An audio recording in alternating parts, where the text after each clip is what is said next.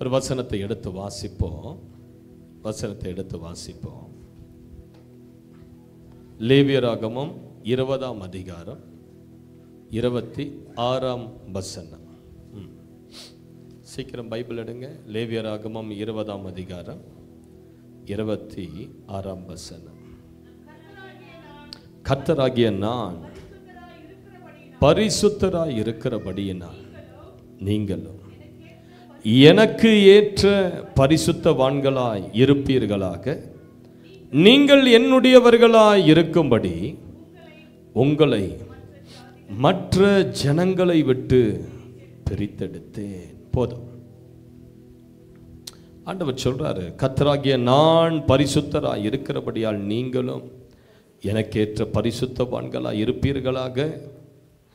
இதற்காகவே உங்களை மற்ற ஜனங்களை விட்டு பிரித்தெடுத்தேன்.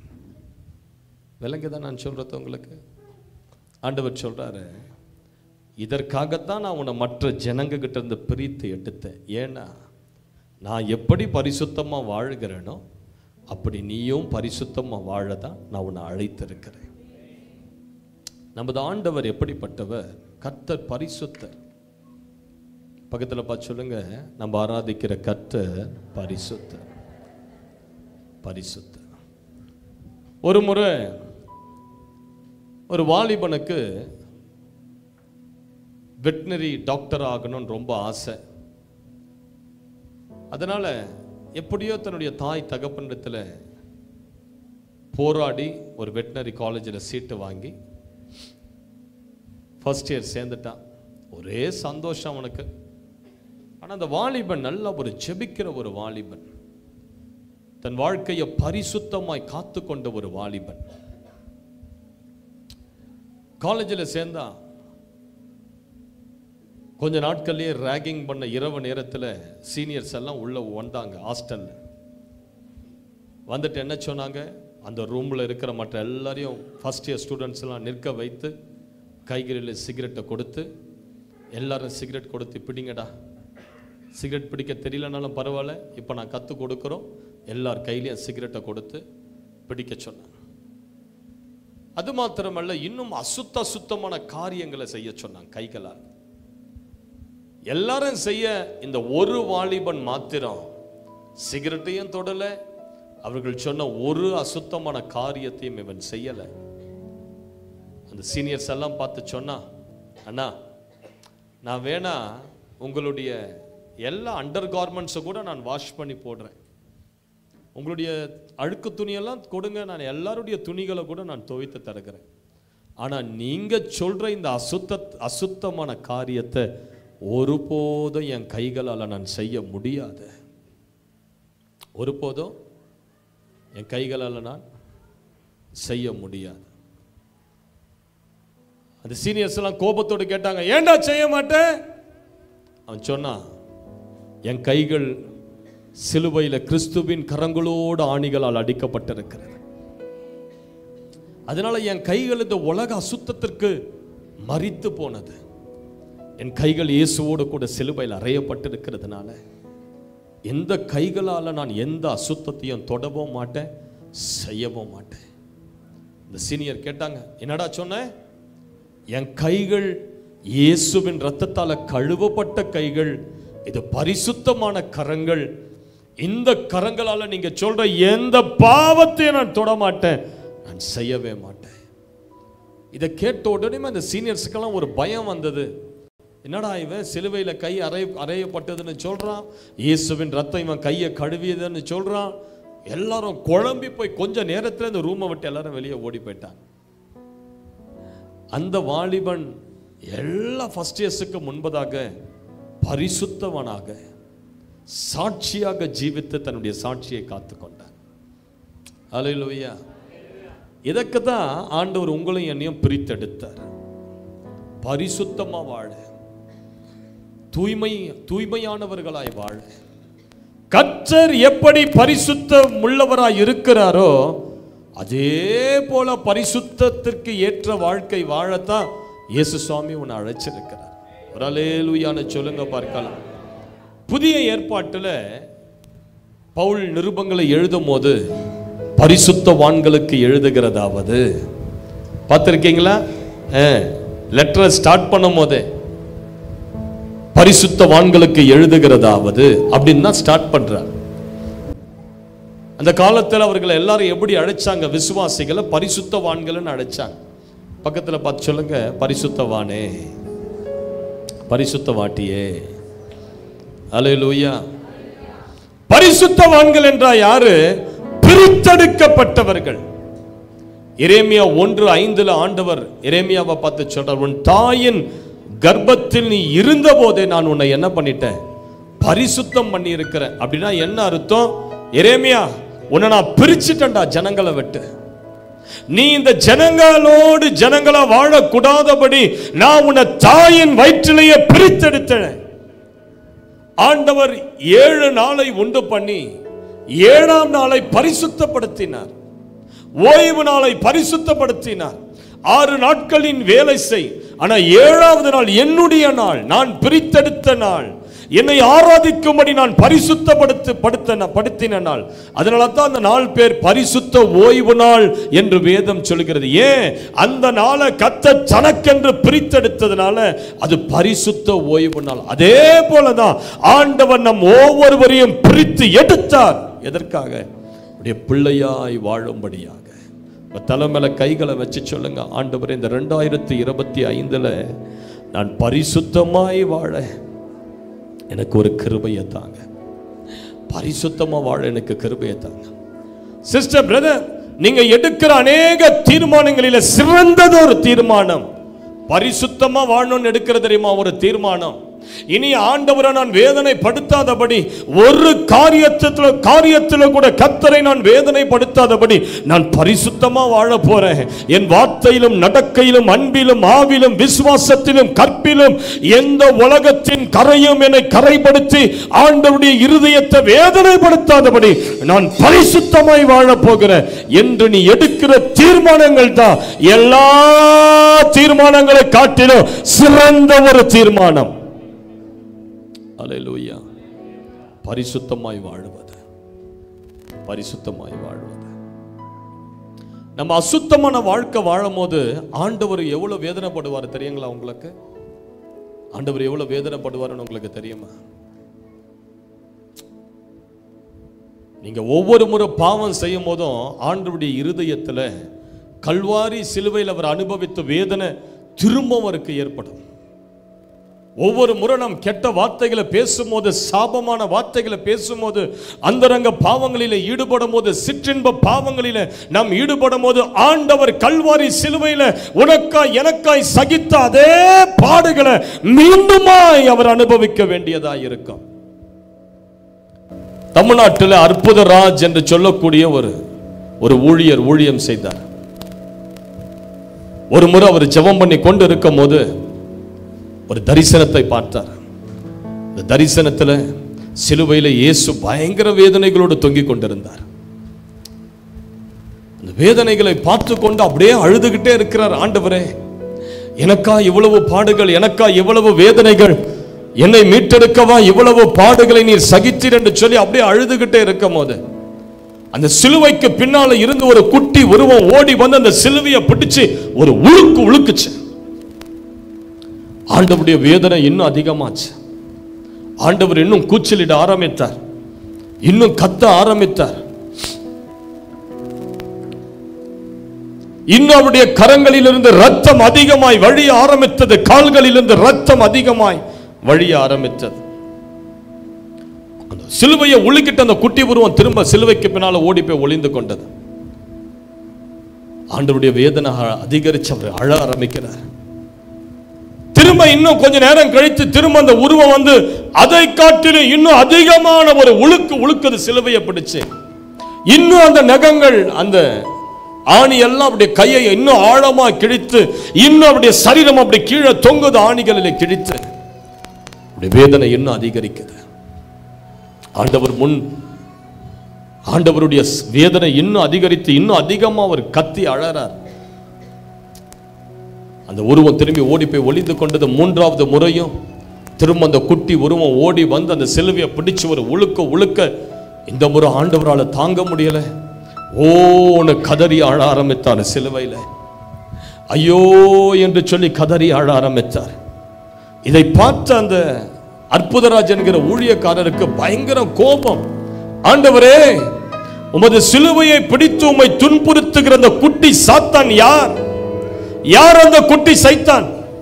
உம்மை இவ்வளவு வேதனை படுத்துகிற அந்த அசுத்த ஆவி யார்? அது யார்? அந்த உருவம், உமது வேதனை அரிகதிக்கிற அந்த உருவம் யார்? அது ஆண்டவர் கண்ணீரோடு சொன்னாரா, நீதான் மகனே அந்த உருவம், நீதான் அந்த உருவம். நீ செய்யக்கூடிய ஒவ்வொரு தவறுகளும், ஒவ்வொரு பாவங்களும், நீ ஒவ்வொரு சிற்றின்பங்களை செய்யும் போது, ஒவ்வொரு பொய்களை பேசும்போது, கல்வாரி சிலுவையின் வேதனையை நான் மீண்டுமாய் அனுபவிக்க வேண்டியதா இருக்கிறது. இன்னும் நான் உனக்காக சிலுவையின் வேதனையை நான் அனுபவித்துக் கொண்டிருக்கிறேன் மகனே. அவ்வளவுதான். ஆண்டவர் அந்த தரிசனத்தை காட்டினார் பாருங்க. அன்றைக்கு அந்த ஊழியக்காரருடைய வாழ்க்கை மறுரூபமானது. அன்றைக்கு கண்ணீர் சிந்தி அழுதார், அழுதார், அழுதார், அழுதார், அழுதார், அழுதார். அப்பதான் ஒரு பாடலை எழுதினார். என் கைகளால் நான் பாவம் செய்தால் ஆண்டவரே உமது கரங்களை நீர் பார்க்கிறீர். என் கால்கள் பாவம் செய்யும் போது உமது கரங்களின் காயங்களை நீர் பார்க்கிறீர். என் சிந்தையில் அசுத்தமான எண்ணங்கள் வரும்போது உமது முட்கிரீடத்தை நீர் பார்க்கிறீர். இந்த பாட்டு ரொம்ப ஃபேமஸா, அந்த பாட்டு அந்த காலத்துக்கு, இந்த காலகட்டத்தில் கூட ரொம்ப ஃபேமஸான பாட்டு தான். நம்ம பாவம் செய்யும் போது ஆண்டவருடைய வேதனை இன்னும் அதிகரிக்கிறது. அல்லேலூயான்னு சொல்லுங்க பார்க்கலாம். அல்லேலூயா. பைபிள் சொல்லுது, உங்களை அழைத்தவர் பரிசுத்தராய் இருக்கிறது போல 1 பேதுரு 1:15 நீங்களும் உங்கள் நடக்கைகள் எல்லாவற்றிலேயும் எப்படி இருக்கணுமா? பரிசுத்தரா இருக்கணும். 1 பேதுரு 1:16 மீண்டுமாய் அந்த வசனத்தை கர்த்தர் நினைப்பூட்டுகிறார். நான் பரிசுத்தர் ஆகையால் நீங்களும் உங்கள் நடக்கைகள் எல்லாவற்றிலேயும் பரிசுத்தமாயிருங்கள். நீங்க ஒரு வேளை கேட்கலாம், பாஸ்டர் இந்த உலகத்துல யார் தான் பரிசுத்தமா வாழறது? யாருகிட்ட தான் உண்மை இருக்குது? எந்த ஊழியக்காரர் இந்த உலகத்துல பரிசுத்தமா வாழறாரு? எல்லார்கிட்டையும் குறைகள் இருக்குது, எல்லார்கிட்டையும் தவறு இருக்குது. பெரிய ஊழியக்காரர்கள் என்று சொல்லுகிறவர்கள்கிட்ட கூட எக்கச்சக்கமான தவறுகள், போராட்டங்கள், அசுத்தங்கள், பாவங்கள் மறைந்து இருக்கிறது. பின்ன எப்படி என்னால பரிசுத்தமா வாழ முடியும்? நான் மாத்திரம் எப்படி பரிசுத்தமா வாழ முடியும்? அவர்களே அவ்வளவு தவறுகளை செய்யும் போது நான் மாத்திரம் எப்படி பரிசுத்தமா வாழ முடியும்? நான் சொல்றேன், எப்ப நீங்க மனிதர்களை பார்க்கிறீங்களோ அப்ப நீங்க விழுந்துருவீங்க. மனிதர்களை பார்த்து, அவங்களுடைய பரிசுத்தத்தை பார்த்து உங்களுடைய பரிசுத்தத்தை ஒப்பிடாதீங்க. நீங்க ஆண்டவருடைய பரிசுத்தத்தை பார்த்து அவரோடு கூட உங்களை ஒப்பிட்டு பாருங்க. உங்க வாழ்க்கை ஆசீர்வாதமாய் மாறும். அல்லேலூயா. எத்தனை பேருக்கு புரியுது நான் சொல்றது? எத்தனை பேருக்கு விளங்குது? ஆமென். ஆண்டவர் நம்ம ஒவ்வொருவரையும் ஆசீர்வதிக்க விரும்புகிறார்னா ஒரு காரியம், நீ பரிசுத்தமா வாழணும். பரிசுத்தம் இல்லாம ஒருவனும் ஆண்டவருடைய பிள்ளையா வரவே முடியாது. உங்களுக்கு நகை, பொருள், வீடு இல்லைன்னா கூட நீங்க தரிசிக்க முடியும் கர்த்தரை. நல்ல படிப்பு இல்லைனாலும் நீங்க கர்த்தரை தரிசிக்க முடியும். உங்களுக்கு ஊழிய வரங்கள் இல்லைனா கூட நீங்க கர்த்தரை தரிசிக்க முடியும். ஆனா பரிசுத்தம் இல்லாமல் தேவனை தரிசிக்க முடியாது. எது இல்ல இருந்தாலும் இல்லாவிட்டாலும் நீங்க கர்த்தரை தரிசிக்க முடியும். பரிசுத்தம் இல்லாதவன் ஒருபோதும் கர்த்தரை தரிசிக்கவே முடியாது. அல்லேலூயான்னு சொல்லுங்க பார்க்கலாம். அதனால மற்ற ஊழியக்காரர்களை பார்த்து, இவங்க கிட்ட இவ்வளோ குறை இருக்குது, இவங்க அதை செய்யறாங்களே, இதை செய்யறாங்களே, இவங்களே அதை செய்யும் போது நான் என்ன அவ்வளோ பெரிய பரிசுத்தவானா? அப்படி மற்றவங்களை பார்த்து நீங்க கம்பேர் பண்ணாதீங்க. இன்னைக்கு நிறைய விசுவாசிகள் மற்றவர்களை பார்த்து பார்த்து தான் விழுந்து போறீங்க. கர்த்தரை பாருங்க, பரிசுத்தமாய் வாழ்கிற ஒரு தெய்வத்தை பாருங்க. ஒரு முறை ஒரு ஆலயத்தில் ஒரு விசுவாசி ஆராதனை நடந்து கொண்டு இருக்கும்போது அப்படியே நடந்து உள்ள வந்து முன் சேர்ல உட்கார்ந்தார். இந்த பாஸ்டருக்கு அதை பார்த்த உடனே ஒரே மகிழ்ச்சி, பரவாயில்ல ஒரு ஆத்மா புதுசா வந்து இருக்குதுன்னு சொல்லி அந்த பாஸ்டர் அந்த ஆத்மாவை அப்படியே உற்று நோக்கி கொண்டே இருக்கிறார். ஒரு புதிய ஆத்மா வந்திருக்குது, நமக்கு ஒரு புதிய ஆடு வந்திருக்குது, ஒரு புதிய எண்ணிக்கை நமக்கு வந்திருக்குதுன்னு சொல்லி சந்தோஷமா அந்த ஊழியக்காரர் அந்த ஆத்மாவை, அந்த விசுவாசியை பார்த்து கொண்டே இருக்கும் போது செய்திகளை உற்சாகத்தோடு கொடுத்து கொண்டே இருந்தார். திடீரென்று அந்த விசுவாசி எழுந்தாங்க, அப்படியே அவர் வெளியே நடந்து போனார். சரி, அடுத்த வாரம் அவர் வருவார்னு சொல்லி அந்த ஊழியக்காரர் காத்து கொண்டே இருந்தார். அடுத்த வாரம் அந்த விசுவாசி வரல. ஒரு 2 ஆண்டுகள் கழித்து இந்த ஊழியக்காரருக்கு ஒரு ஃபோன் வருது. இந்த மாதிரி ஒரு ஹாஸ்பிட்டலில் ஒருத்தர் உயிருக்கு போராடி கொண்டு இருக்கிறார், வியாதியின் படுக்கையில் இருக்கிறார், நீங்க தயவு செஞ்சதா விசுவாசிக்காக போய் ஜெபம் பண்ணுங்க. இந்த ஊழியக்காரர் அந்த ஹாஸ்பிட்டலுக்கு போனார். அந்த விசுவாசி அந்த பெட்டில் அப்படியே படுத்திருக்கிறார். யாரோ ஒரு நபர் அந்த பெட்டில் படுத்திருக்கிறார். பார்த்தா யாருன்னா, இந்த 2 வருஷத்துக்கு முன்னாடி இந்த ஆலயத்துக்கு வந்து ஒருத்தர் எழுந்துட்டு போனார் பாருங்க, அவர் உள்ள படுத்திருக்கிறார். அப்ப இவர் அவரை பார்த்து கேட்டாரு, இந்த பாஸ்டர் அந்த நபரை பார்த்து கேட்டாரு, நீங்க 2 ஆண்டுகளுக்கு முன்பதாகவே என்னுடைய சபைக்கு வந்தீங்களே, ஏன் நீங்க வந்துட்டு வெளியே போயிட்டீங்க? அந்த நபர் சொன்னார், நான் வெளியே போனதுக்கு காரணமே நீங்க தான், சபையை விட்டு வெளியேறினதுக்கு காரணமே நீங்க தான். இவருக்கு தூக்கி வாரி போட்டுடுச்சு. நான் என்ன அன்னைக்கு பிரசங்கம் பண்ணேன்? உங்களை வேதனைப்படுத்துற மாதிரி நான் ஒரு பிரசங்கமும் பண்ணலையா? நான் என்ன பிரசங்கம் பண்ணேன்? அந்த நபர் சொன்னார், ஆண்டவருடைய வார்த்தையை பிரசங்கிக்கிற நீங்க ஷூ போட்டுட்டு பிரசங்கிக்கலாமா ஸ்டேஜில்? உங்க கால்களை பார்த்த நீங்க 2 கால்லையும் ஷூ மாட்டி பிரசங்கம் பண்ணி கொண்டிருந்தீங்க. அதை பார்க்கும் போது எனக்கு ஒரே வேதனை. கர்த்தருடைய வார்த்தையை கொடுக்கிற இவரு ஷூ மாட்டி பிரசங்கம் பண்ணி கொண்டிருக்கிறாரு. ஆகவே நான் எழுந்து வெளியே போயிட்டேன், இனி இந்த சபைக்கு வரக்கூடாதுன்னு. அதுக்கு பிறகு நான் எந்த சபைக்கும் போகவே இல்லை, எல்லா ஊழியக்காரர்களும் இப்படிதான் போல என்று சொல்லி நான் வெளியே போயிட்டேன். நான் இன்னும் அதனால ஞானஸ்தானம் கூட எடுக்கல. இந்த ஊழியக்காரர் அவரை பார்த்து சொன்னாரா, பிரதர், ஏன் நீங்க தவறான ஒரு முடிவு எடுத்தீங்க? என்னை குறித்து உங்களுக்கு தெரியுமா? 15 ஆண்டுகளுக்கு முன்பதாக ஊழியத்தை முடிச்சிட்டு நான் ஒரு சைக்கிள்ல போய்கொண்டு இருக்கும் போது ஒரு லாரி விபத்தில் நான் சிக்குண்டு, என் கால்கள் மேல் லாரி ஏறி என் கால்கள் நசுங்கி, என் கால்களை இடுப்பு பகுதியிலிருந்து என் கால்களை எடுத்துட்டாங்க. எனக்கு ஒத்த கால் மாத்திரம் தான் இருக்குது. நீங்க பார்க்கிற இந்த கால் உண்மையான கால் அல்ல, அது மரக்கால். ஆகவே எனக்கு அந்த ஒரு காலை செய்து கொடுக்கும் போது அந்த காலிலேயே சேர்ந்தவாறு ஒரு ஷூவையும் பண்ணி கொடுத்தாங்க. என்னால ஒரு ஷூவை மாட்டிக்கிட்டு ஒரு காலில் ஷூ இல்லாதனால நிக்க முடியாதுன்றதுனால நான் 2 கால்களிலும் ஷூவோடு நின்றுதான் பிரசங்கிக்க வேண்டிய ஒரு சூழ்நிலை. நான் ஒவ்வொரு முறை அந்த வேதனையோடு நான் நின்று பிரசங்கிக்கிறேன். இந்த கட்ட காலை வைத்து நான் நிற்கும் போது எனக்கு எவ்வளவு இடுப்பு வலிக்கும் தெரியுமா பிரதர்? என் உடம்புல எவ்வளவு வேதனையோடு நான் தாங்கிக் கொண்டு கர்த்தருடைய வசனத்தை பிரசங்கித்துக் கொண்டிருக்கிறேன் தெரியுமா உங்களுக்கு?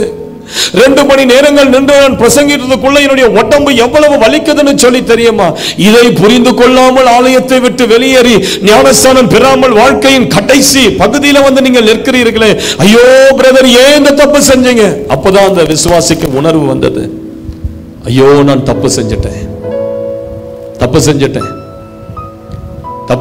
இவரை பார்த்து இவர் பரிசுத்தம் இல்லை, இவர்கிட்ட இருக்கிற குறைகளை பார்த்து நான் வெளியே போய் என்னுடைய ரட்சிப்பு நான் இழந்து விட்டேன்னு சொல்லி கதறி கதறி கதறி கதறி அழ ஆரம்பித்தார். அல்லேலூயா. எத்தனை பேருக்கு புரியுது நான் சொல்றது? உங்களுடைய பரிசுத்தத்தை நீங்க மற்றவங்களோடு ஒப்பிட்டு பார்த்தீங்கன்னா விழுந்துருவீங்க. தேவனோடு உங்க பரிசுத்தத்தை ஒப்பிட்டு பாருங்க. அதனால தான் ஆண்டவர் சொல்ற, நான் பரிசுத்தராய் இருக்கிறது போல நீயும் என்னை போல பரிசுத்தராயிரு. ஆண்டவர் அந்த பாஸ்டர் பரிசுத்தரா இருக்கிறது போல நீயும் பரிசுத்தரான்னு சொல்லல. அங்க பாரு, அந்த தேசத்துல இருக்கிற தீர்க்கதரிசி அவர் பரிசுத்தமா இருக்கிறது போல நீ பரிசுத்தமா சொல்லல. நான் பரிசுத்தராய் இருக்கிறது போல நீயும் நடக்கைகள் எல்லாவற்றிலையும் பரிசுத்தத்தோடு வாழு என்று தன்னுடைய பரிசுத்தத்திற்கு உன்னை அழைக்கிறார். ஹல்லேலூயா, ஹல்லேலூயா. உன்னை பரிசுத்தம் படுத்துவதில் ஆண்டவர் எவ்வளவு வாஞ்சையோடு இருக்கிறார்னு உங்களுக்கு தெரியுமா சிஸ்டர்? அமெரிக்கா தேசத்தில் ஒரு ஹாலிவுட் சினிமா ஆக்டர் ஒருவர் இருந்தார். சினிமா துறையில் அவர் இருந்ததுனால எந்நேரமும் மது, போதை, விபச்சார, வேசித்தன பழக்கங்கள், பயங்கர அசுத்தமான வாழ்க்கை. ஆனா அவங்களுடைய மனைவி அவருக்காக ஜெபம் பண்ணிக்கிட்டே இருந்தாங்க. என் கணவரை மாற்றுங்க, என் கணவரை தொடுங்க ஜெபம் பண்ணிக்கிட்டே இருந்தாங்க. ஒரு நாள் தேவன் அவரை சந்திக்கும்படி இறங்கினார். அந்த ஹாலிவுட் ஆக்டர் காலையில் எழுந்தார், பிரஷை எடுத்தார், கண்ணாடிக்கு முன்பதாக போய் நின்று பல்லை வளர்க்க ஆரம்பித்தார். திடீரென்று அந்த கண்ணாடியில் அவருடைய உருவம் மறைந்து பிதாவினுடைய சிங்காசனத்தை பார்த்தார். ஆண்டவர் அந்த சிங்காசனத்தில் மகிமை உள்ளவராய் உட்கார்ந்து இருக்கிறத பார்த்தார். அந்த சிங்காசனத்தின் இடது பக்கத்தில் ஒரு பயங்கரமான பிசாசு நின்று கொண்டு அது பிதாவை பார்த்து சொன்னதா, இவன் இருக்கிறாள், இவனுடைய ஆத்துமா எனக்குரியது, இவன் எனக்காக தான் வாழ்ந்து கொண்டிருக்கிறான், இவனுக்கு நான் அநேக போதை வஸ்துக்களையும் பெண்களையும் நான் இவனுக்கு நிறைய கொடுத்து கொண்டிருக்கிறேன், ஆகவே இவன் என்னுடையவன், இவனுடைய ஆத்துமாவை நான் எடுத்து பாதாளத்துக்கு கொண்டு போக போகிறேன், இவன் உலக சிற்றின்பங்களை அனுபவித்துக் கொண்டிருக்கிறான், இவன் என்னுடையவன் என்னுடையவன் என்று பிசாசு முறையிட்டு கொண்டிருந்ததாம் பிதாவுக்கு முன்பதாக. அதே நேரத்தில் திடீரென்று வலது பக்கத்தில் ஒருவர் தோன்றி அப்படியே கைகளின் காயங்களை பிதாவுக்கு முன்பதாக காட்டி சொன்னாரா, பிதாவே, உமது மகனாகிய இவனை மீட்டெடுக்க 6 மணி நேரங்கள் கல்வாரி சிலுவையில் ஆணிகள் கடாவப்பட்ட என் கைகளை பாரும், முள்முடி தரித்த என்னுடைய சிரசை பாரும், ஆணிகள் கடாவப்பட்ட என் கால்களை பாரும். இந்த மகனுக்காக நான் வேதனைப்பட்டு துன்பம் அனுபவித்து 6 மணி நேரங்கள் என் ஜீவனை கொடுத்து என் ரத்தத்தை சிந்தி இவனுடைய பாவத்தை என் ரத்தத்தால் கழுவ நான் துடித்து கொண்டிருக்கிறேன். இவன் என்னுடைய பிள்ளை, இவன் பிதாவினுடைய பிள்ளை, இவன் அதிகாரம் நிறைந்த பிள்ளை, இவன் நரகத்துக்கு போகக்கூடாது, ஏனென்றால் இவனுக்காக நான் ரத்தம் சிந்தி இருக்கிறேன் என்று சொல்லி இயேசுவானவர் பிதாவின் வலது பாரிசத்தில் நின்று அவனுக்காக பரிந்து பேசிக் கொண்டிருந்தாராம். 1 யோவான் 1:9 சொல்லுகிறது, ஒருவன் பாவம் செய்வானானால் நீதிபரராய் இருக்கிற இயேசு கிறிஸ்து நமக்காக பிதாவினிடத்தில் பரிந்து பேசுகிறவராய் இருக்கிறார். 1 யோவான் 2:2. அல்லேலூயா. எத்தனை பேருக்கு புரியுது சிஸ்டர் நான் சொல்றது? எத்தனை பேருக்கு விளங்குது நான் சொல்றது? தேவன் யார் மேல தம்மா வந்து வாசம் பண்ணுவாரு? தேவனுடைய பிரசன்னம் யார் மேல தம்மா தங்கி இருக்கும்? எந்த மனுஷன் தன்னை பரிசுத்தமா காத்து கொள்றானோ அவன் மேலதான் தேவனுடைய மகிமை இருக்கும். அவனை தான் கர்த்தர் ஆசீர்வதிப்பார். சபைக்கு வர எல்லாரையும் கர்த்தர் ஆசீர்வதிக்க மாட்டாரு. சபைக்கு வர எல்லாரும் நீங்க நல்லா இருக்க மாட்டீங்க. யாரு பரிசுத்தமாய் வாழ்ந்து ஆண்டவருடைய பரிசுத்தத்தோடு தன்னை இணைத்துக் கொள்ளுகிறார்களோ, தேவனை வேதனைப்படுத்தாதபடி என்னதான் பிரச்சனைகள் உலகத்தின் போராட்டங்கள் எழுப்பினாலும் தன் பரிசுத்தத்தை கடைசி மூச்சு வரையிலும் பாதுகாத்துக் கொள்ளுகிறான் பாருங்க, அவனை தாங்க கர்த்தர் ஆசீர்வாதமா வைப்பார். அவன் சந்ததி தான் பரிசுத்த சந்ததின்னு அவர் அழைப்பார். அவன் பிள்ளைகளை தான் கர்த்தர் ஆசீர்வதிப்பார். அவனுடைய ஊழியத்துல தான் கர்த்தர் பெருக்கத்தை கொண்டு வருவார். ஒரு அல்லேலூயான்னு சொல்லுங்க பார்க்கலாம். ஹல்லேலூயா. பாவம் செய்யும் போது என்ன நடக்கும் தெரியுங்களா உங்களுக்கு? பிசாசு உங்க வீட்டு நடுவுல சிங்காசனம் போட்டு அமர்ந்து சொல்லுவான், இந்த வீடு ஏன் வீடுன்னு சொல்லுவான். இது ஏன் வீடு? இந்த நபருக்குள்ள ஒரு அந்தரங்க பாவம் இருக்குது, அதனால இந்த வீட்டில் நான் இருக்க எனக்கு உரிமை உண்டு. விடுதலை ஊழியத்தில் நான் அதை பார்க்கிறேன். ஒரு முறை ஒரு குடும்பத்தார் வந்தார்கள். ஒரு நல்ல ஒரு சகோதரனோ சகோதரியோ கணவன் மனைவியாக ஜெபிக்க வந்தாங்க. ஒரு வருஷத்துக்கு முன்பதா ஜெபிக்கும் போது பார்த்தீங்கன்னா அந்த லேடிக்குள்ள இருந்து பயங்கரமான பிசாசு, பயங்கரமான அலக்கழிப்பு. 5 பேர் 10 பேர் வேணும் அந்த லேடியை பிடிக்க. அவ்வளவு கொடிய ஆவிகள் அந்த மகளுக்குள்ள இருந்தது. கணவர் மேல கை வைத்து அவரு பொத்துன்னு விழுந்து அவர் ஒரு பக்கம் பேயாடி கொண்டிருந்தார். நான் சொன்னேன், உங்க குடும்பம் முழுவதும் பிசாசுடைய வல்லமை ரொம்ப அதிகமா உங்களை தாக்கி இருக்குது, நீங்க போய் உங்க பிள்ளைகள் எல்லாம் கூட்டிட்டு வாங்க, எல்லாருக்காகவும் ஜெபிக்கலாம். மறுநாள் அவருடைய மறு கூட்டத்திற்கு அவருடைய மருமகளை கொண்டு வந்தாங்க. மருமகளை கொண்டு வந்தா மருமகளுக்குள்ள அதை விட பெரிய பிசாசுகள் இருக்குது. அவள் இந்த பிள்ளைக்கு அப்பதான் திருமணமாகி குழந்தை பிறந்திருக்குது. சின்ன ஒரு குழந்தை, ஒரு வயசு குழந்தை. பயங்கரமான பிசாசு. நான் சொன்னேன், அடுத்த வாரம் வரும்போது உன்னுடைய கணவரை நீ கூட்டிக்கிட்டு வா, உன் கணவருக்கும் விடுதலைக்காக ஜெபிக்கணும். அடுத்த வாரம் எல்லாம் ஃபேமிலியா வந்தாங்க.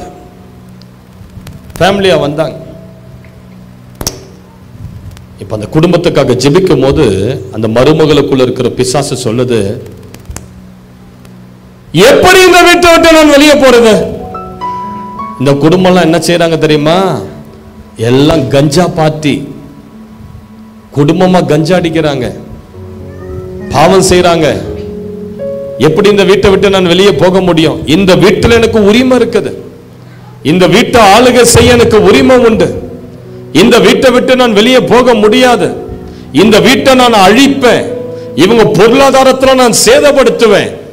இந்த வீட்டில் எனக்கு சட்ட ரீதியான உரிமை உண்டு. பாவம் செய்யும் போது பேய்கள் என்ன பண்ண தெரியுமா? உங்களை பிடிக்கும், உங்க வீட்டுக்குள்ள வரும், உங்க பொருளாதாரத்துல வந்து அமரும், உங்க பிள்ளைகளுடைய வாழ்க்கையை பிடிக்கும். ஒருவர் செய்யக்கூடிய பாவம் உங்க வீட்டை அட்டாக் பண்ணும். அல்லேலூயா. ஒரு முறை ஒரு சிஸ்டர் நல்லா ஜெபிக்கிற ஒருத்தவங்க ஜெபிக்க வந்தாங்க. நல்லா ஜெபம் பண்றவங்க திடீர்னு பார்த்தா அந்த கூட்டத்தில் பேய் ஆடுறாங்க. பிசாச கேட்டேன், எப்படி இந்த சகோதரியை பிடிச்ச? இவளுடைய கணவர் மூலியமா நான் வீட்டுக்குள்ள வந்தேன். கணவர் மூலியமா வந்தேன். எப்படி கணவர் மூலியமா வந்த? இவன் கணவர் ஒரு இடத்துல குடிச்சு கொண்டிருந்தான். நேற்றைய தினம் தனிமையில உட்கார்ந்து ஒரு இடத்துல குடிச்சுக்கிட்டு இருந்தான். நான் பார்த்தேன், நல்லா இருக்கிறானே, ஆளு சோக்கா இருக்கிறானே. இவன் கூட போய் இவன் வீட்டிலே அப்படியே ஐக்கியமாயிடலான்னு சொல்லி அவன் கணவர் மேல ஏறி நான் வந்தேன். அவன் வீட்டுக்குள்ள வந்தான். இரவு நேரம் மனைவியின் பக்கத்துல படுத்து கொண்டிருந்தான். அப்படியே நான் அவன் மேல இருந்து அவன் மனைவிக்குள்ள தாவிட்டேன். ஒருத்தர் வீட்டுல பாவம் செய்யும் போது அந்த முழு ஃபேமிலியும் பிசாசுகள் அட்டாக் பண்ணும். முழு ஃபேமிலியும் பாதிக்கப்படும். பைபிள்ல ஆகான் என்கிற ஒருவனை குறித்து வாசிக்கிறோம். ஒரு பாவம் செஞ்சான். தேவனுடைய நியாய பிரமாணத்தை மீறி தேவன் எடுக்க கூடாதுன்னு சொன்ன சில சாபமான பொருட்கள் எடுத்துட்டு வந்து அவனுடைய வீட்டில் ஒளித்து வைத்துக் கொண்டிருந்தான். யாரெல்லாம் செத்தது அதன் நிமித்தம்? யாரெல்லாம் செத்தாங்க அவன் செஞ்ச பாவத்தை நிமித்தம்? அவன் செஞ்ச பாவத்தை நிமித்தம் அவன் மனைவி, அவன் பிள்ளைகள், அவனுடைய ஆடு மாடுகள், அவனுடைய வீட்டின் எல்லா பொருட்களையும் கொண்டு வந்து போட்டு எல்லாத்தின் மேலேயும் கல் எறிந்து எல்லாரையும் நாசமாக்கணும். ஒருவன் செய்கிற தவறு உன் ஃபேமிலியை அட்டாக் பண்ணும். பெற்றோர்கள் செய்கிற பாவங்கள் பிள்ளைகளை பிடிக்கும். ஏன்? அந்த பாவத்துக்கு பின்பதாக பிசாசுகள் இருக்குது. ஒவ்வொரு பாவத்துக்கு பின்பதாக பேய்கள் நிற்கும். நீ எப்ப இடம் கொடுப்ப? நீ எப்ப வாசலை திறப்ப? அதனால தான் பைபிள் சொல்லுது, பாவம் வாசற்படியிலே படுத்திருக்கமா, நீ எப்ப கதவை திறப்பன்னு சொல்லி படுத்திருக்கும். நீ கொஞ்சம் கதவை திறந்தாலும் டபார்னு உனக்குள்ள நுழைஞ்சிடும். ஒரு சின்ன இடம் கொடுத்தாலும் உனக்குள்ள நுழைஞ்சிடும். அல்லேலூயா. இதனால தான் ஆண்டவர் சொல்றாரு, நீ பரிசுத்தமா வாழணும், தூய்மையா வாழு, உன் ஆவி ஆத்துமா சரீர கரை இல்லாமல் அதை காத்துக்கொள். வேதாகமத்துல ஆண்டவரை 2 இடத்துல தேவ தூதர்கள் பரிசுத்தர் என்று சொல்லி ஆராதிக்கிறார். ஒரு இடம் ஏசாயா 6வது அதிகாரம், சேராபீன்கள் ஆண்டவருடைய சிங்காசனத்துக்கு மேலாக 2 செட்டைகளால் பறந்து கொண்டு 2 செட்டைகளால் முகத்தை மூடி 2 செட்டைகளால் கால்களை மூடி என்னன்னு சொல்லி ஆராதிக்கிறாங்க? சேனைகளின் கர்த்தர் பரிசுத்தர், பரிசுத்தர், பரிசுத்தர், பூமி அனைத்தும் அவருடைய மகிமையால் நிறைந்திருக்கிறது. அதே நேரத்தில் வெளிப்படுத்தல் விசேஷத்தில் பார்க்கிறோம், அந்த இடத்துல 24 மூப்பர்களும் 4 ஜீவன்களும் தங்களுடைய சிங்காசனத்தை அவர்கள் கழற்றி வைத்து சாஷ்டாங்கமாய் பணிந்த ஆண்டவரை ஆராதிக்கிறார்கள். இருக்கிறவரும் இருந்தவரும் வரப்போகிறவரும் ஆகிய சர்வ வல்லமை உள்ள தேவனாகிய கர்த்தர் பரிசுத்தர், பரிசுத்தர், பரிசுத்தர். ஏன் 3 முறை பரிசுத்தர்? பிதாவாகிய தேவன் பரிசுத்தர், குமாரனாகிய இயேசு பரிசுத்தர், பரிசுத்த ஆவியாகிய தேவன் பரிசுத்தர். ஹல்லேலூயா. ஆண்டவருக்கு வேதாகமத்தில் 100கணக்கான பெயர்கள் உண்டு. சர்வ வல்லவர், யெகோவா நீசி, யெகோவா சபயோத், யெகோவா ஷாலோம், எபனேசர், யெகோவா சிட்கேனோ, பல பல பல விதமான பெயர்கள் இருந்தாலும் தேவ தூதர்கள் தேவனை ஆராதிக்க தெரிந்து கொண்ட ஒரு பெயர் பரிசுத்தர். கர்த்தர் பரிசுத்தர், சர்வ வல்லமையுள்ள தேவனாகிய ஆண்டவர் பரிசுத்தராய் இருக்கிறார். ஹல்லேலூயா. தேவ தூதர்களை கவர்ந்த ஒரு காரியம் என்ன? என் ஆண்டவர் பரிசுத்தர். நாங்கள் ஆராதிக்கிற தெய்வம் பரிசுத்தர். இந்திய தேசத்தில் 33 கோடி தெய்வங்கள் இருந்தாலும் அவைகள் மத்தியில கர்த்தர் ஒருவரே பரிசுத்தராய் இருக்கிறார். இந்த பூமியில ஏராளமான கோடிக்கணக்கான தெய்வங்கள் என்று சொல்லக்கூடிய தெய்வங்கள் இருந்தாலும் ஆண்டவர் ஒருவரே பரிசுத்தராய் இருக்கிறார். கரங்களை தலைக்கு மேலாய் தட்டி வர ஹல்லேலூயா, ஹல்லேலூயா.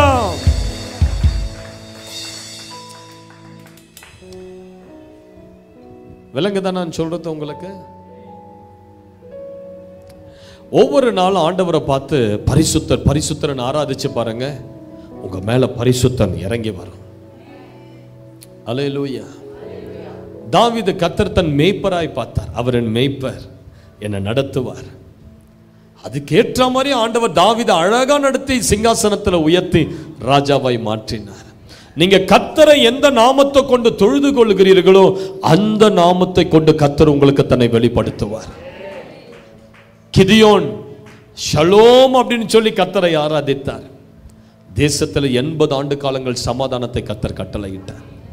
நீ எந்த நாமத்தை சொல்லி கர்த்தரை தொழுது கொள்கிறாயோ அதே நாமத்தின் மகிமையை உன் மேல வெளிப்படுத்துவார்.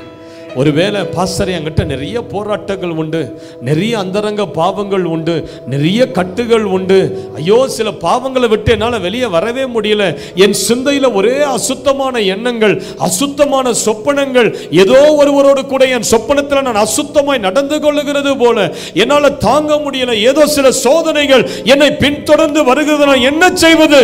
நான் சொல்றேன் என்ன செய்யணும், முழங்கால் படியிடு, கைகளை உயர்த்து, பரிசுத்தர் பரிசுத்தர் பரிசுத்தர் பரிசுத்தர், எங்கள் தேவன் பரிசுத்தர், பிதா பரிசுத்தர், இயேசு பரிசுத்தர், பரிசுத்த ஆவியாகிய தேவன் பரிசுத்தர் என்று பரிசுத்தர் என்று ஆராதித்து பார்.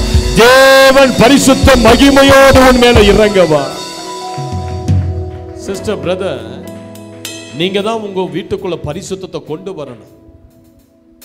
நீங்க தான் தேவனுடைய மகிமையை உங்க வீட்டுக்குள்ள கொண்டு வரணும். பொல்லாத பாவ பழக்கத்தில் இருக்கக்கூடிய உங்க பிள்ளைகளை எப்படி விடுதலை ஆக்குவீங்க? நீங்க என்ன சொன்னாலும் அந்த பையன் விடுதலை ஆக மாட்டான், அந்த காரியத்தை விட மாட்டான். ஆனா நீங்க உங்க வீட்டுல பரிசுத்தரை கொண்டு வாங்க. ஆண்டவரே என் வீட்டுக்குள்ள வாங்கன்னு சொல்லுங்க. உங்க பரிசுத்த வஸ்திரத்தை என் வீட்டின் மேல போடுங்கன்னு சொல்லுங்க. உங்க வஸ்திர தொங்கல் என் வீட்டை மூடட்டும்னு சொல்லுங்க. என் வீட்டுல கிரியை செய்கிற அசுத்த ஆவிகள், பொல்லாத அந்தகார சக்திகள் உங்க வல்லமையால் அழியட்டும்னு சொல்லி பாருங்க. ஹல்லேலூயா. எத்தனை பேருக்கு புரியுது சிஸ்டர் நான் சொல்றது? ஹல்லேலூயா. எத்தனை பேருக்கு ஆசை பரலோகத்தில் பரிசுத்தவான்களுடைய மத்தியில நானும் நிற்கணும்னு சொல்லி? ஹல்லேலூயா. இந்த அழகான ஒரு தமிழ் பாட்டு ஒன்று உண்டு பாருங்க. அழகாய் நிற்கும் யார் இவர்கள், யார் இவர்கள், அழகாய் நிற்கிறார்களே யார் இவர்கள்?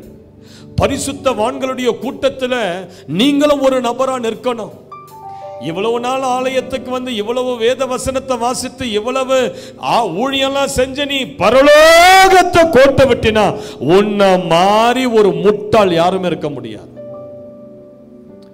இவ்வளவு நாட்கள் நீ வந்து பரலோகத்தை கடைசி நேரத்தில் கோட்டை விட்டினா, இவ்வளவு அபிஷேகத்தில் நிரம்பி கைகளை தட்டி ஆராதிச்சு அந்நிய பாஷையில பேசி இதெல்லாம் செய்து உன் ஆத்மாவை நீ பரலோகத்துக்கு போவாம இழந்து போவாய். ஆனால் உன்ன மாதிரி ஏமாளி கோமாளி இந்த பூமியில யாரும் இருக்க முடியாது. விளங்குதா? சாம் ஜபதுரை ஐயா அடிக்கடி ஒரு காரியத்தை சொல்லுவார். நீ 1000 ஆத்துமாக்களை சம்பாதித்து கிழிக்கிறதெல்லாம் ஒரு பக்கம் இருக்கட்டும், முதல்ல உன் ஆத்மாவை பரலோகத்துக்கு கொண்டு போயிடு. விளங்குதான் நான் சொல்றது? எனக்கு 1000 ஆத்துமா வேணும், எனக்கு கொள்ளையான ஆத்துமா வேணும், இதெல்லாம் இருக்கட்டும் பிரதர். முதல்ல உன் ஆத்துமா பரலோகத்துக்கு போக நீ தகுதிப்படுத்தி வச்சிருக்கிறியா?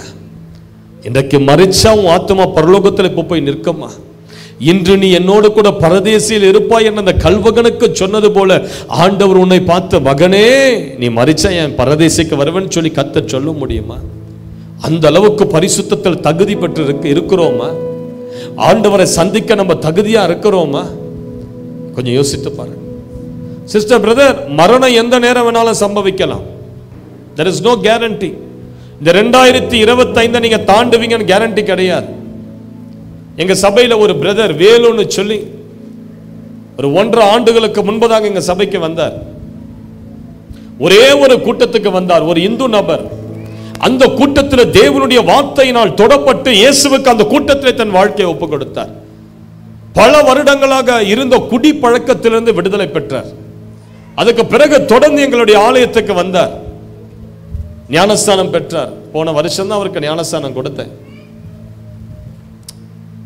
நல்லா வந்துகிட்டு இருந்த நபர் திடீரென்று ஒரு 2 மாசம் ஆல் அட்ரஸ காணோம். 2 மாசம் சபைக்கு வரல. ஒரு 3 மாதங்கள் கழித்து திரும்பி சபைக்கு வரார். அன்றைக்கு நான் ஒரு காரியத்தை குறித்து பிரசங்கத்தில் பேசிக் கொண்டிருந்தேன். இன்றைக்கு உன்னுடைய ஆத்மா உன்னை விட்டு எடுக்கப்படும் ஆனால் நீ தேவனை சந்திக்க ஆயத்தமா? மகனே, காலதாமதம் செய்யாதே, காலதாமதம் செய்யாதே, காலதாமதம் செய்யாதே. உன் குடி பழக்கத்தை விட்டு வெளியே வா. நாய் தன் கக்கினதை திரும்பினது போல நீ திரும்பவும் பழைய பாவத்துக்குள்ள போய் இருப்பது என்ன? பன்றி குளிப்பாட்டி கொண்டு வந்த பன்றி திரும்ப சேத்துல புரள போனது போல நீ திரும்பவும் பழைய பாவத்துக்கு போனது என்ன? வெளியே வாங்க பாவத்தை விட்டு. ஆராதனை முடிஞ்சது. அந்த நபர் எழுந்து வெளியே போனார். போன ஒரு 3 மணி நேரத்தில் எனக்கு ஒரு போன் வருது. பிரதர் வேலு அவர்கள் மெயின் ரோட்டை கிராஸ் பண்ணும்போது கார் அடிச்சு செத்துட்டார். அவருக்கு தெரியாது அதுதான் அவருடைய கடைசி ஆராதனைன்னு சொல்லி. ஒருவேளை உனக்கு இதுதான் கடைசி ஆராதனையா இருக்கலாம். நீ கேட்கக்கூடிய செய்தியில இதுதான் உன் கடைசி செய்தியா இருக்கலாம். Who knows? இதுதான் இந்த ஆலயத்துக்கு நீ கடைசியா வரக்கூடிய ஒரு காரியமாக இருக்கலாம். இந்த ஆராதனைக்கு பிறகு நீ கர்த்தரை சந்திக்க ஆயத்தமா பிரதர்? ஆயத்தமா? ஆண்டவரை சந்திக்க நீ ஆயத்தமா? பரலோகத்துக்கு போக ஆயத்தமா? உன் அந்தரங்க பாவங்கள் எல்லாம் கழுவப்பட்டு இருக்கிறதா? உன் அசுத்த வாழ்க்கையை விட்டு நீ வெளியே வந்திருக்கிறாயா? உன் துணிகர பாவங்களை விட்டு நீ வெளியே வந்திருக்கிறாயா? தேவனை சந்திக்க ஆயத்தமா இருக்கிறாயா? ஒருவேளை இதுதான் நீ கேட்கக்கூடிய கடைசி செய்தியா இருக்குமானால் இனி வேற ஒரு செய்தியை நீ கேட்க போவது இல்லையானால் இதுதான் கடைசி ஆராதனை, இனி நீ வேற ஒரு துதி ஆராதனையில பங்கு பெற போவது இல்லை என்று இருக்குமானால் நீ இந்த ஆராதனையின் முடிவில் உன் தேவனை சந்திக்க ஆயத்தமா? கர்த்தரை சந்திக்க ஆயத்தமா? பரிசுத்தருக்கு முன்பதாக நிற்க ஆயத்தமா? பரலோகத்தில் பரிசுத்தவான்கள் மத்தியில அந்த கூட்டத்தில் அந்த வரிசையில நிற்க ஆயத்தமா? கர்த்தர் உன்னோடு கூட பேசுகிறார். கர்த்தர் உன்னோடு கூட பேசுகிறார். அல்லேலூயா. பரலோகத்தை இழப்பதை காட்டிலும் ஒரு மோசமானது இந்த பூமியில ஒண்ணுமே கிடையாது. இந்த ஒரு சாட்சியை நான் நிறைய இடங்களில் சொல்லி இருக்கிறேன். அமெரிக்கா தேசத்துல வாழ்ந்து கொண்டிருந்த ஒரு வாலிபன் தன் வாலிப நாட்களிலே அவருடைய தாயார் பயங்கரம் ஒரு ஜெப வீராங்கனை. ஜெபித்து ஜெபித்து ஜெபித்து ஜெபித்து தன் பிள்ளைய படிக்க வைத்து அந்த அம்மாவுடைய ஜெபத்தினால அவனுக்கு நல்ல ஒரு வேலை கிடைச்சது. ஆண்டவர் அந்த வாலிபன் ஆசீர்வதித்தார். ஒரு சாக்லேட் ஃபேக்டரி ஒன்றை ஆரம்பித்தான் அமெரிக்கா தேசத்தில், ஹூப்ளி என்று சொல்லக்கூடிய இடத்துல. அந்த சாக்லேட் ஃபேக்டரியை தேவன் பல மடங்கு பெருக செய்தார். அவனுடைய கம்பெனியில விற்கப்பட்ட சாக்லேட் அமெரிக்கா தேசம் எங்கும் விற்பனையானது. அமெரிக்கா தேசத்துக்கு வெளியவும் அவர்கள் அவைகளை விற்பனை செய்தார்கள். கோடி கோடி கணக்கில் சம்பாதிக்க ஆரம்பிச்சான். பெரிய வீட்டை கட்டினான், 4-5 கார் வாங்கினா, எக்கச்சக்க பணம். அதே நேரத்தில் பணம் புகழ் பெருக பெருக பெருக பாவமும் பெருகியது, அசுத்தமும் பெருகியது. போதை வஸ்துக்களை எடுக்க ஆரம்பித்தான். விபச்சார வேசித்தனங்களில் விழ ஆரம்பித்தான். ஒரு நாள் கம்பெனிக்கு போனா, கம்பெனியில ஏதோ உடம்புல கொஞ்சம் ஜுரம் அடிக்கிற மாதிரி இருந்தது. திரும்ப காரை எடுத்துட்டு டக்குன்னு தன் வீட்டுக்கு வந்தா. தன் அம்மாவை பார்த்து சொன்னா, மம்மி எனக்கு உடம்பெல்லாம் ஒரு மாதிரி இருக்குது, ஒரு ஃபீவர் வரா மாதிரி இருக்குது, எனக்கு கொஞ்சம் தண்ணீரை கொண்டு வாங்கன்னு சொன்னா அவங்க அம்மா கிச்சனுக்கு போய் தண்ணீர் கொண்டு வருவதற்குள்ள அப்படியே பொத்துன்னு கீழே விழுந்து செத்து கிடந்தான். அவங்க அம்மா ஓடி வந்தாங்க. சன் வேக் அப், எழுந்திரு எழுந்திரு. எழுந்திருக்கவே இல்லை. அவன் பல்ஸை செக் பண்ணி பார்க்கறாங்க. பல்ஸ் இல்லை, உயிர் இல்லை, ஜீவன் இல்லை. அவங்க மம்மி அம்மா கதறி அழறாங்க. அதே நேரத்தில் இவனுடைய ஆத்துமா இவனுடைய சரீரத்தை விட்டு வெளியே போய் நின்று அவனுடைய அம்மா இவனுக்காக கதறி அழுகிறது. அவனுடைய ஆத்துமா நின்று பார்த்து கொண்டிருக்கிறது. அவனுடைய ஆத்துமா அவனுடைய தாயை பார்த்து சொல்லுது, mummy don't cry, I am standing here. நான் இங்கதான் இருக்கிறேன், ஏன் அழறீங்க? அவன் பேசுகிறது ஒன்றும் அவங்க காதுல கேட்கல. ஒரு முறை உன்னுடைய ஆத்மா உடம்ப விட்டு வெளியே வந்துடுச்சுன்னா அதுக்கு பிறகு நீ என்ன பேசினாலும் இந்த பூமிக்குரிய ஜனங்களுடைய காதுகளில் இவைகள் கேட்க போவது இல்லை. You are disconnected from this physical world. அவங்க அம்மா கதறாங்க. அப்பதான் அவனுக்கு ஒரு யோசனை வந்து, ஓஹோ இதுதான் மரணமோ, நம்ம செத்துட்டோமோ, நம்முடைய ஆத்மா அப்படியே நம்ம உடம்பு மாதிரியே இருக்குதே, என் ஆத்மா அப்படியே உடல் மாதிரியே இருக்குதே. அவருடைய ஆத்மா யோசித்தது திரும்ப உடம்புக்குள்ள போகலான்னு சொல்லி அவருடைய உடம்புக்குள்ள போலான்னு பார்த்தா உடம்புக்குள்ள அவனால நுழைய முடியல. அந்த நேரத்தில் அவங்க அம்மா கதறி கதறி அழுது கொண்டு இருக்கிறாங்க, ஜீசஸ் ஜீசஸ் கத்தி கொண்டு இருக்கிறாங்க. அதே நேரத்தில் இவனுடைய வீட்டை உடைத்து கொண்டு பொல்லாத பாதாளத்தின் ஆவிகள் வெளியே வந்தது. ஒரு 2 ஆவி வெளியே வந்து இவனை பார்த்து சொன்னதா, வாப்பா வா, இவ்வளவு நாட்கள் நீ சிற்றின்பத்தை அனுபவிச்ச, பணத்தெல்லாம் கொண்டு போய் வேசிகளுக்கு செலவு பண்ண, கீர்த்தியும் புகழ்ச்சியுமா நீ வாழ்ந்த, ஆண்டவரை தேட உனக்கு நேரம் இல்லை, மனம் திரும்ப உனக்கு மனசு இல்லை, உன் பாவத்தை விட்டு வெளியே வர உனக்கு மனசு இல்லை, நீ சிற்றின்பங்கள் எல்லாம் அனுபவித்து வாழ்ந்து கொண்டிருந்தல, இனி உன்னுடைய வாழ்க்கை முடிஞ்சு போச்சு, இனி நீ எங்களோடு கூட நரகத்தில் வந்து பாதாளத்தில் வந்து உன் நித்தியமாய் நீ பாதாளத்தின் அக்கினியிலே நீ எங்களோடு கூட வேதனைப்படும்படி வா, உன்னை கொண்டு போகிறோம் என்று சொல்லி ஒன்று அவனுடைய கையை பிடித்தது, மற்றொரு பிசாசு அவன் காலை பிடித்தது, பாதாளத்துக்குள் குதித்தது. மின்னல் வேகத்தில் அந்த பேய்கள் அவனை பாதாளத்துக்குள் இழுத்து சென்று கொண்டிருந்ததா. அவன் கதறுகிறான், கத்துறான், துடிக்கிறான், ஐயோ என்னை விட்டுருங்க, எனக்கு வாழ வேண்டிய வயசு, நான் இப்ப சாக போவது இல்லை, என்னை விட்டுருங்க, ஆண்டவரே என் பாவங்களை மன்னிங்கன்னு சொல்லி கேட்கிறான். ஆண்டவர் அவன் பாவங்களை கேட்டதாக தெரியவில்லை. சிஸ்டர், பிரதர், பாவ மன்னிப்பு உங்க உடம்புல உயிர் இருக்கிற வரைக்கும் தான் வேலிட். உங்க உடம்பு நீங்க பாவத்தோடவே செத்துட்டீங்க அப்படின்னா அதுக்கு பிறகு உங்க ஆத்மா உங்க உடம்பை விட்டு வந்து என் பாவங்களை மன்னிங்கன்னு என்னதான் கெஞ்சினாலும் கர்த்தர் அந்த பாவங்களுக்கு செவி சாய்க்க போவது கிடையாது. It's done, it's over. உயிர் இருக்கும் போதே உன் பாவத்தெல்லாம் கழுவி பரிசுத்தமாக்கி ஆண்டவர்கிட்ட வந்துரு. பரிசுத்தமா வாழ இன்றிலிருந்து தீர்மானம் எடுத்துரு. உன் மனைவிக்கு தெரியாத நீ ஈடுபடுகிற அந்தரங்க பாவங்களை விட்டு வெளியே வா. அந்த அசுத்தத்தை விட்டு இன்றைக்கு வெளியே வந்துரு. கர்த்தர் உன்னை எச்சரிக்கிறார். ஆனா அதே நேரத்தில் அவனுடைய தாய் அவனுக்காக அழுது அழுது புலம்பி ஜெபம் பண்ணி கொண்டிருந்தாங்க. ஆண்டவரே, என் பிள்ளைய கண்ணோக்கி பாருங்க, அவன் ரட்சிக்கப்படலையே, ஐயோ அவன் நரகம் போய் விடுவானே, ஆண்டவரே நான் என்ன செய்வது, அவனுக்கு ஒரு சான்ஸ் கொடுங்க. நம்முடைய தாயின் கண்ணீரை கேட்டு மனம் இறங்கிய கர்த்தர் பாதாளத்தில் இறங்கி கொண்டிருந்த அவனுடைய ஆத்மாவுக்கு ஒரு கட்டளை கொடுத்தார். Go back to your body and sin no more. திரும்ப அவனுடைய உடம்புக்கு செல், இனி பாவம் செய்யாதே என்று கர்த்தர் பேசினார். அவ்வளவுதான். கர்த்தருடைய குரல் கேட்டவுடனே பட்டுன அந்த பிசாசுகள் அவன் கைகளையும் கால்களையும் விட்டது. அடுத்த நொடிய மின்னல் வேகத்தில் அவனுடைய உடம்புக்குள் அவனுடைய ஆத்மா வந்தது. எழுந்து உட்கார்ந்தான். அப்பதான் அவனுக்கு தெரிந்தது, அடடடடே, நரகன்றது எவ்வளவு உண்மை, பாதாளன்றது எவ்வளவு உண்மை, பாவம் செய்கிற ஆத்துமாக்கள் பரலோகத்தை இழப்பது என்பது எவ்வளவு உண்மை, பாதாளத்தின் ஆவிகள் நரகத்தின் ஆவிகள் இருப்பது எவ்வளவு உண்மை.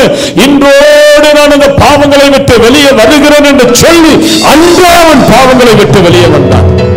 ஒரு முறை ஆண்டவர் உன்னை பாதாளத்தின் கதவு பக்கத்தில் கொண்டு போய் நிறுத்திட்டாருன்னா அதுக்கு பிறகு இந்த உலகத்தில் இருக்கிற எல்லாத்தையும் நீ வெறுத்துட்டு நீ ஃபாதரா மாறிடுவ. புரியுதா நான் சொல்றது? உனக்கு கல்யாணம் கூட வேணாடா சாமின்னு சொல்லிடுவேன். நீ ஒரு முறை கர்த்தர் உனக்கு நரகத்தை கொண்டு போய் உன்னை நிறுத்தி நரகத்தின் வாசல்ல நிறுத்தி உன்னை பேதி கழிய வச்சுட்டாருன்னா அதுக்கு பிறகு கல்யாணமா வேணாம், ஒன்ன வேணாம், படிப்ப வேணாம், ஒரு அழக வேணாம், ஒரு லிப்ஸ்டிக்க வேணாம், ஒரு மேக்கப்ப வேணாம், ஒரு உலகத்தின் ஐஸ்வர்யம் ஆசீர்வாதம் வேணுமா? இனி கர்த்தருக்காகத்தான் வாழ போற. நீ கர்த்தருடைய பிள்ளையா மாறிடுவேன். ஒரு முறை கர்த்தர் உனக்கு கொண்டு போயிட்டான்னா அப்ப தெரியும். அவன் ஆத்மா உடம்புக்கு வந்த பிறகு என்ன செஞ்சான்? சாக்லேட் ஃபேக்டரியை மூடலாம். அதை வித்தான். தனக்கு இருந்த 5 காரியம் வித்தான். சபைகளுக்கு வாரி வாரி கொடுக்க ஆரம்பிச்சான். ஊழியங்களுக்கு கொடுக்க ஆரம்பிச்சான். தேவனுடைய ராஜ்யத்தை கட்ட ஆரம்பிச்சான். கடைசியில் அவனும் ஒரு ஊழியக்காரனா மாற ஆரம்பிச்சான். ஹல்லேலூயா, ஹல்லேலூயான்னு சொல்லுங்க பார்க்கலாம். இதனாலதான் ஆண்டவர் நம்மளை பரிசுத்தமாய் வாழ விரும்புகிறார்.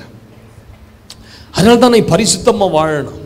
இந்த பூமியில நம்ம வாழக்கூடிய இந்த குட்டி வாழ்க்கைக்காக நம்ம எல்லாவற்றையும் சிற்றின்பங்கள் உலகத்தின் காரியங்கள் எல்லாம் அனுபவிச்சு, இந்த உலகத்தின் ஐஸ்வர்யம் அழகெல்லாம் அனுபவிச்சு, ஆண்டவருடைய வருகையில நீ உன் ஆத்மாவை இழந்துட்டா அதை விட மோசமான காரியம் ஒண்ணுமே கிடையாது. நான் சொல்றேன், உனக்கு நல்ல வேலை இருக்குதோ, பணம் இருக்குதோ, பொருள் இருக்குதோ, வீடு இருக்குதோ, ஆஸ்தி இருக்குதோ, சொத்து எது இருந்தாலும் இல்லைனாலும் பரிசுத்தமா இருக்கிறியா, அது ஒண்ணு போத நீ பரலோகத்துக்குள்ள நுழைஞ்சிருவ.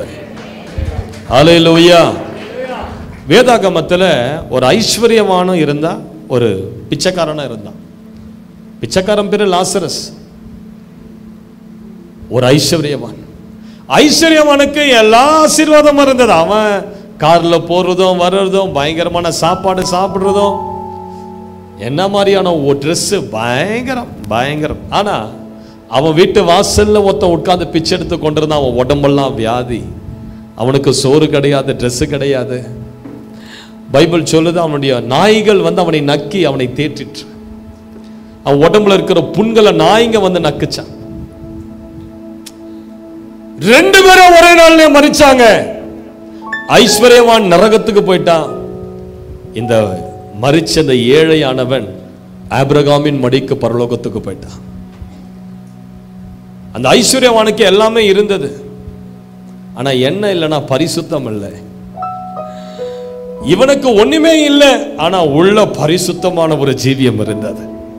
நான் சொல்றேன், உன்னுடைய சரீரத்துக்கு தேவையான நன்மைகள் உனக்கு இல்லாவிட்டாலும் உன்னுடைய ஆத்மாவை நீ பரிசுத்தமாய் பாதுகாத்து கொள்வாயானால், அல்லேலூயா, உனக்கு ஆண்டவர் பரலோகத்துல உன்னை கொண்டு போய் நிறுத்தும் போது அப்ப இருக்கிற ஜாய், அப்ப இருக்கிற மகிழ்ச்சி யாருமே தர முடியாத ஒரு மகிழ்ச்சி. ஒரு அல்லேலூயான்னு சொல்லுங்க பாருங்க, ஒரு அல்லேலூயான்னு சொல்லுங்க பாருங்க.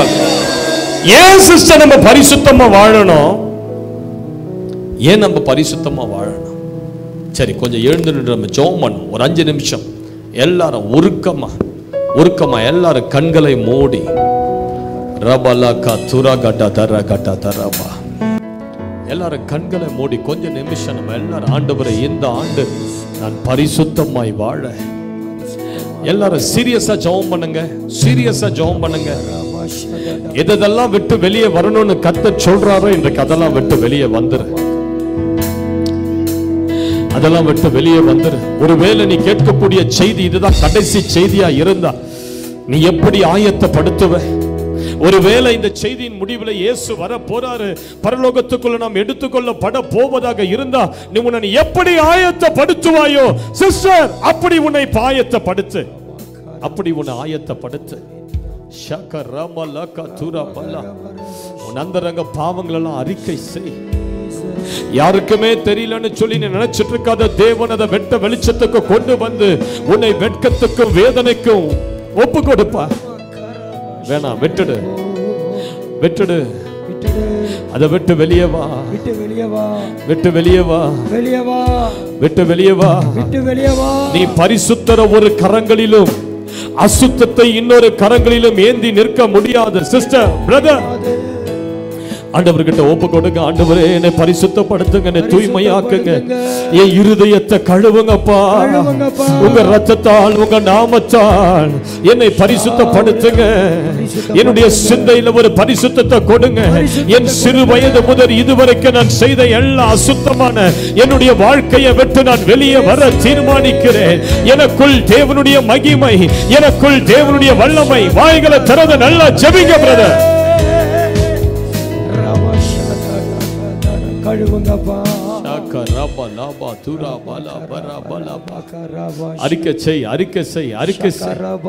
தன் பாவங்களை மறைக்கிறவன் வாழ்வடைய மாட்டான், அவைகளை அறிக்கை செய்து விட்டு விடுகிறவன் எவனோ அவன் தேவனிடத்தில் இரக்கத்தை பெறுவான். உன் பிள்ளைகளை பேரச் சொல்லி அவர்களுக்காக ஜெபி, உன் கணவருடைய பேரச் சொல்லி அவர்களுக்காக ஜெபி. உன் வீட்டில் ஒருவர் கூட நரகம் போய்விடக் கூடாது, உன் வீட்டில் ஒருவராகிலும் பாதாளத்தில் விழுந்து விடக் கூடாது, ஒருவர் ஆகிலும் மகிமையான பரலோகத்தை இழந்து விடாதபடி நானும் என் வீட்டாருமோ என்றால் கர்த்தர் ஒருவரையே சேவிப்போம். ஜெபிங்க ஜெபிங்க ஜெபிங்க ஜெபிங்க. உன் கணவரை சொல்லி ஜெபி. பாவத்தில் விழுந்திருக்கிற உன் கணவரை கர்த்தர் தூக்கி எடுக்கட்டும். பொல்லாத கஞ்சாவிலையும் அசுத்தத்திலையும் பொல்லாத நண்பர்களோடு கூட கை கோற்றிருக்கிற உன் பிள்ளைகள் அதை விட்டு வெளியே வர, இச்சையில விழுந்திருக்கிற உன் பிள்ளைகள் வெளியே வர. சிஸ்டர், உன் பிள்ளைகளுக்காக நீ கண்ணீர் சிந்த மாட்டாயா? பிசாசின் கட்டில இருக்கிற உன் பிள்ளைக்காக ஆண்டவரிடத்தில் நீ கண்ணீர் சிந்த மாட்டாயா? நீ அனுபவித்த அந்த ரட்சிப்பை உன் பிள்ளைகள் அனுபவிப்பது எப்பொழுது? நீ அனுபவித்த அந்த ரட்சிப்பின் சந்தோஷத்தை உன் சபை மக்கள் அனுபவிப்பது எப்பொழுது? ஜெபி, மன்றாடு. ஜெபிங்க ஜெபிங்க ஜெபிங்க. ரபலக துரகடா, இறங்குங்கப்பா. ஒரு மாற்றம் வேணும் ஆண்டவரே. இந்த உபவாச ஜெபத்துக்கு பிறகு ஒரு விடுதலை வேணும். என் ஆவி ஆத்துமா சரீரத்தில் ஒரு விடுதலை, என் குடும்பத்துக்குள்ள ஒரு மாற்றம் வேணும். ஒரு ரட்சணிய வல்லமை என் வீட்டுக்குள்ள இறங்குவதாக. ஜெபிங்க ஜெபிங்க. எல்லாரும் கைகளை உயர்த்தி நல்லா ஆண்டவருடைய சமூகத்தில் மன்றாடுங்க மன்றாடுங்க. இருதயத்தை கிழித்து ஆண்டவர்கிட்ட ஊற்றுங்க. ஆண்டவரே கூப்பிடுங்க, இயேசுவே கூப்பிடுங்க. நீர் வரும்போது என்னை நினைத்தருளும் என்று சொல்லுங்க. உமது ராஜ்யத்தில் என்னை சேர்த்தருளும் சொல்லுங்க. உமது இரக்கத்தை வெளிப்படுத்தும் சொல்லுங்க. உமது இரத்தத்தை என் மேல ஊற்றும். அப்பா, கல்வாரி சிலுவையின் ரத்தத்தை ஊற்றி கழுவுங்கப்பா. எங்க குடும்பத்தை நினைத்தருளும் ஆண்டவரே. எங்க பாவ அடிமைத்தனத்தில் இருந்து எங்களை கழுவும் இயேசுவே. உம்முடைய ரத்தம் குற்றமற்றதும் மாசற்றதுமான உம்முடைய ரத்தத்தினாலே எங்களை கழுவும் அப்பா. சொல்லுங்க சொல்லுங்க. வீட்டுல ஒருத்தர் கூட பரலோகத்தை இழந்துட கூடாது அப்பா. மன இறங்குங்கப்பான்னு கேளுங்க. கல்வாரி சிலுவையில் அந்த கல்வகன் ஜெபித்தது போல கேளுங்க. என் மேல இரக்கமா இருங்கன்னு சொல்லுங்க. நான் செய்த அநேக பாவங்களை மன்னிங்கன்னு சொல்லுங்க. என் இருதயத்தை உமக்கு முன்பதாக உயர்த்துகிறேன்னு சொல்லுங்க. என் இருதயத்தில் இருக்கிற பாவ கரைகளை கழுவுங்கன்னு சொல்லுங்க. அந்த பாவங்களை பிடுங்குங்கன்னு சொல்லுங்க. எனக்குள்ள இருக்கிறது பொல்லாத ஆவிகள் வெளியே போகட்டும் சொல்லுங்க. அசுத்தத்தில் தள்ளுகிற அந்த கட்டுகளிலிருந்து விடுதலை உண்டாவதாக. கர்த்தர் உன்னை தொடட்டும். கர்த்தர் உன்னை தொடட்டும். உன்னை பரிசுத்த பாத்திரமாய் மாற்றட்டும். உன் சரீரம் ஒரு பரிசுத்த பாத்திரமாய் மாறட்டும். கர்த்தர் இந்த இடத்தில் அநேகரை தொடுகிறார். அநேகர் மேல கிருபை வருகிறது. இனி பலவீனங்கள் உன்னை ஆட்கொள்ளாது. அந்த பாவ சோதனைகள் உன்னை ஆட்கொள்ளாது.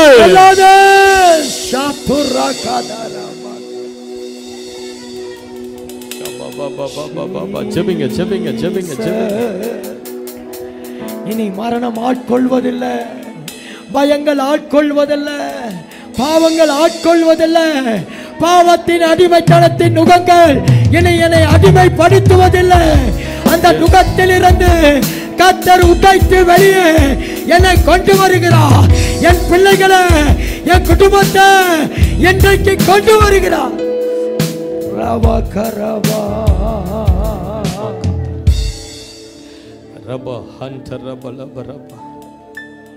கைகளை தலைக்கு மேலாய் உயர்த்தி ஒப்பு கொடுப்பீங்களா சிஸ்டர்? உங்களை எத்தனை பேர் ஒப்பு கொடுக்கிறீங்க? உங்களை பரிசுத்தமாக்குகிற கர்த்தர் உன் முன்பதாக நிற்கிறார். உன்னை தூய்மைப்படுத்துகிற ஆண்டவர் உன் அருகில் நிற்கிறார். உன் குடும்பத்தை தூக்கி எடுக்க இன்றைக்கு அவர் நம்ம மத்தியில் வந்திருக்கிறார். ஹல்லேலூயா. பரிசுத்தனாய் வாழல்லவா உன்னை இந்த கூட்டத்திலிருந்து பிரித்தாரு. உன்னை உன் குடும்பத்திலிருந்து பிரிச்சது நீ பரிசுத்தமா வாழல்லவா. எவ்வளவோ ஜனங்கள் இந்த பெங்களூர்ல இருக்க, இயேசு ஏன் உன்னை தேடி வந்தாரு பிரதர்? இயேசு ஏன் உன்னை தேடி வந்தாரு? அந்த ஜனக்கூட்டத்தின் நடுவில் இருந்து உன்னை பிரிக்க காரணம் என்ன? ஒப்பு கொடுங்க, ஒப்பு கொடுங்க.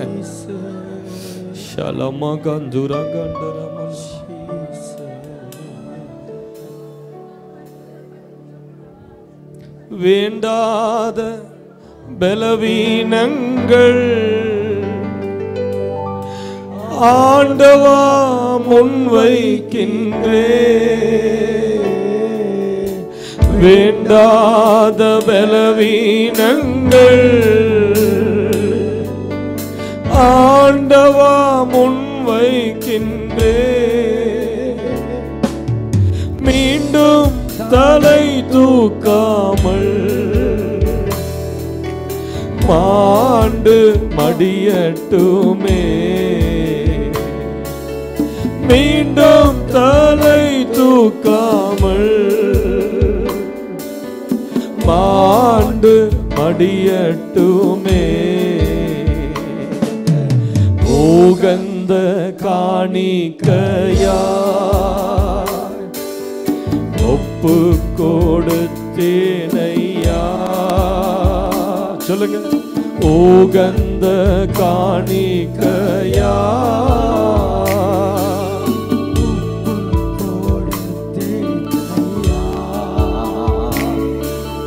சுகந்த வாசனையா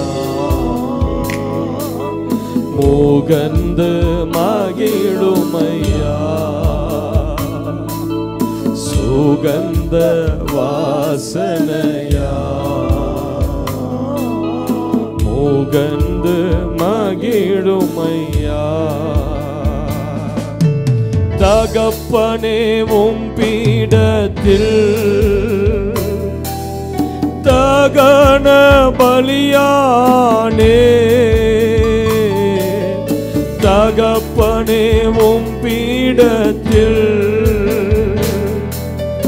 தகன பலியானே, அக்கினி இறக்கிவிடும், முற்றிலும் எரித்து விடும், அக்கினி இறக்கிவிடும், முற்றிலும் எரித்து விடும், உகந்த காணிக்கையா. அப்படியே ஒப்பு கொடுப்பீங்களா ஆண்டவருக்கு?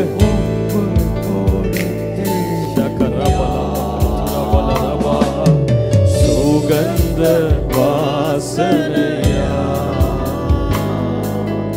முகந்து மகிழுமையா, சுகந்த வாசனையா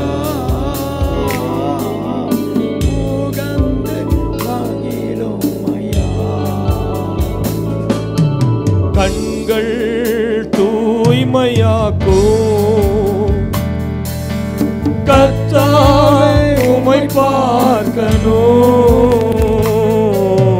கண்கள் தூய்மையாக்கும், கர்த்தாவே உம்மை பார்க்கணும்,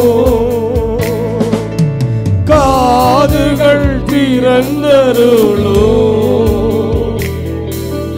கர்த்தரும் குரல் கேட்கணும், என் காதுகள் திறந்தருளும், கர்த்தரும் குரல் கேட்கணும், உகந்த காணிக்கையா ஒப்பு கொடுத்தேனையா,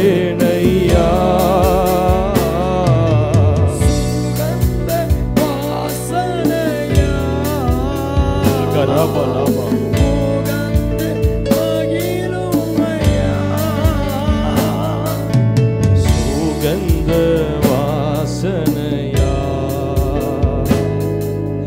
முகந்த மகிழுமையா. ஆஹா ஹல்லேலூயா குரலை உயர்த்தி பாடுங்க. பாடும்போதே ஒரு பிரசன்னம், பாடும்போதே ஒரு பரிசுத்த வஸ்திரம். ஷகரபா ஹல்லேலூயா ஷபலக துரா கட தர கட தர கட நபர ஹல்லேலூயா சந்தலக திரே ஹல்லேலூயா ஆஹா ஹா ஹா ஹல்லேலூயா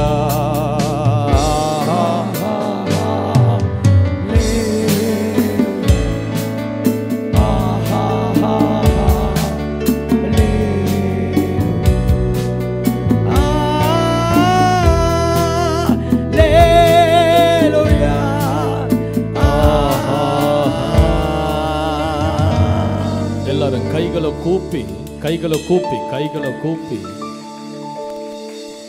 கைகளை கூப்பி ஆண்டவரை பார்த்து சொல்லுங்க. ஆண்டவரே, ஆண்டவரே, உம்மை போல என்னை பரிசுத்தமாய் மாற்றுங்கப்பா. உம்மை போல பரிசுத்தமா மாத்துங்கப்பா. இருதயத்தின் ஆழத்திலிருந்து கேளுங்க. உங்களை போலப்பா என்னை பரிசுத்தமாய் மாற்று, பரிசுத்தமா மாத்துங்கப்பா. உங்க பரிசுத்த பிரசன்னம் என்னை தொடட்டும். உங்க பரிசுத்த பிரசன்னம் என்னை தொடட்டும்பா. உங்க பரிசுத்த மகிமை என்னை தொடட்டும். உங்க பரிசுத்த மகிமை என்னை தொடட்டும். என் வீட்டுக்குள்ள வாங்கப்பா, என் வீட்டுக்குள்ள வாங்கப்பா, என் வீட்டுக்குள்ள வாங்கப்பா, என் வீட்டுக்குள்ள வாங்கப்பா, எங்க சபைக்குள்ள வாங்கப்பா, எங்க சபைக்குள்ள வாங்கப்பா, என் குடும்பத்துக்குள்ள வாங்கப்பா, என் குடும்பத்துக்குள்ள வாங்கப்பா, என் ஜப அறைக்குள்ள வாங்கப்பா, என் ஜப அறைக்குள் வாங்கப்பா, என் வேலை ஸ்தலத்துல வாங்கப்பா, என் வேலை ஸ்தலத்துக்குள் வாங்கப்பா, என் படிக்கிற இடத்துல வாங்கப்பா, படிக்கிற இடத்துல வாங்கப்பா. என் எல்லை எங்கிலும் பரிசுத்தம் என்று எழுது.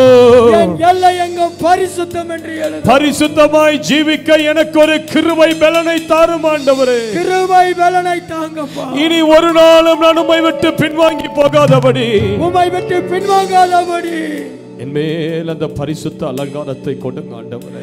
அந்த பரிசுத்த அலங்காரத்தை கொடுங்கப்பா. உம்மை வேதனை படுத்துகிற எந்த காரியத்தையும் இப்ப நான் தூக்கி எறிகிறேன். உங்களை வேதனை படுத்துகிற எந்த காரியத்தை தூக்கி எறிகிறேன். சொல்லுங்க, ஆண்டவர்ட்ட உம்மை வேதனை படுத்தின உம்மை வேதனை படுத்தின எல்லா காரியங்களையும் இப்ப நான் தூக்கி வீசுறேன். எல்லா காரியத்தை தூக்கி என் வீசுறேன். கர்த்தருடைய இருதயத்தை வேதனை படுத்தின எல்லா காரியத்தையும் நான் தூக்கி எறிகிறேன். என் கர்த்தரை வேதனை படுத்தின எல்லா காரியத்தை தூக்கி இன்னி நான் கர்த்தருடைய பரிசுத்தர் என்று அழைக்கப்பட, இன்னிலிருந்து கர்த்தருடைய பரிசுத்தவான் என்று அழைக்கப்பட, பரிசுத்தவான் என்று அழைக்கப்பட, அலங்கார வஸ்திரத்தோடு அவரை ஆராதிக்க, அலங்கார வஸ்திரத்தோடு ஆராதிக்க, இயேசுவின் இரத்தத்தினால் கழுவப்பட்ட ஒரு பரிசுத்த வாழ்க்கை, இயேசுவின் இரத்தத்தால் கழுவப்பட்ட பரிசுத்த வாழ்க்கை. ஹல்லேலூயா, ஹல்லேலூயா, ஆமென், ஆமென். அமர்ந்து கொள்ளுங்கள், அமர்ந்து கொள்ளுங்கள், அமர்ந்து கொள்ளுங்கள்.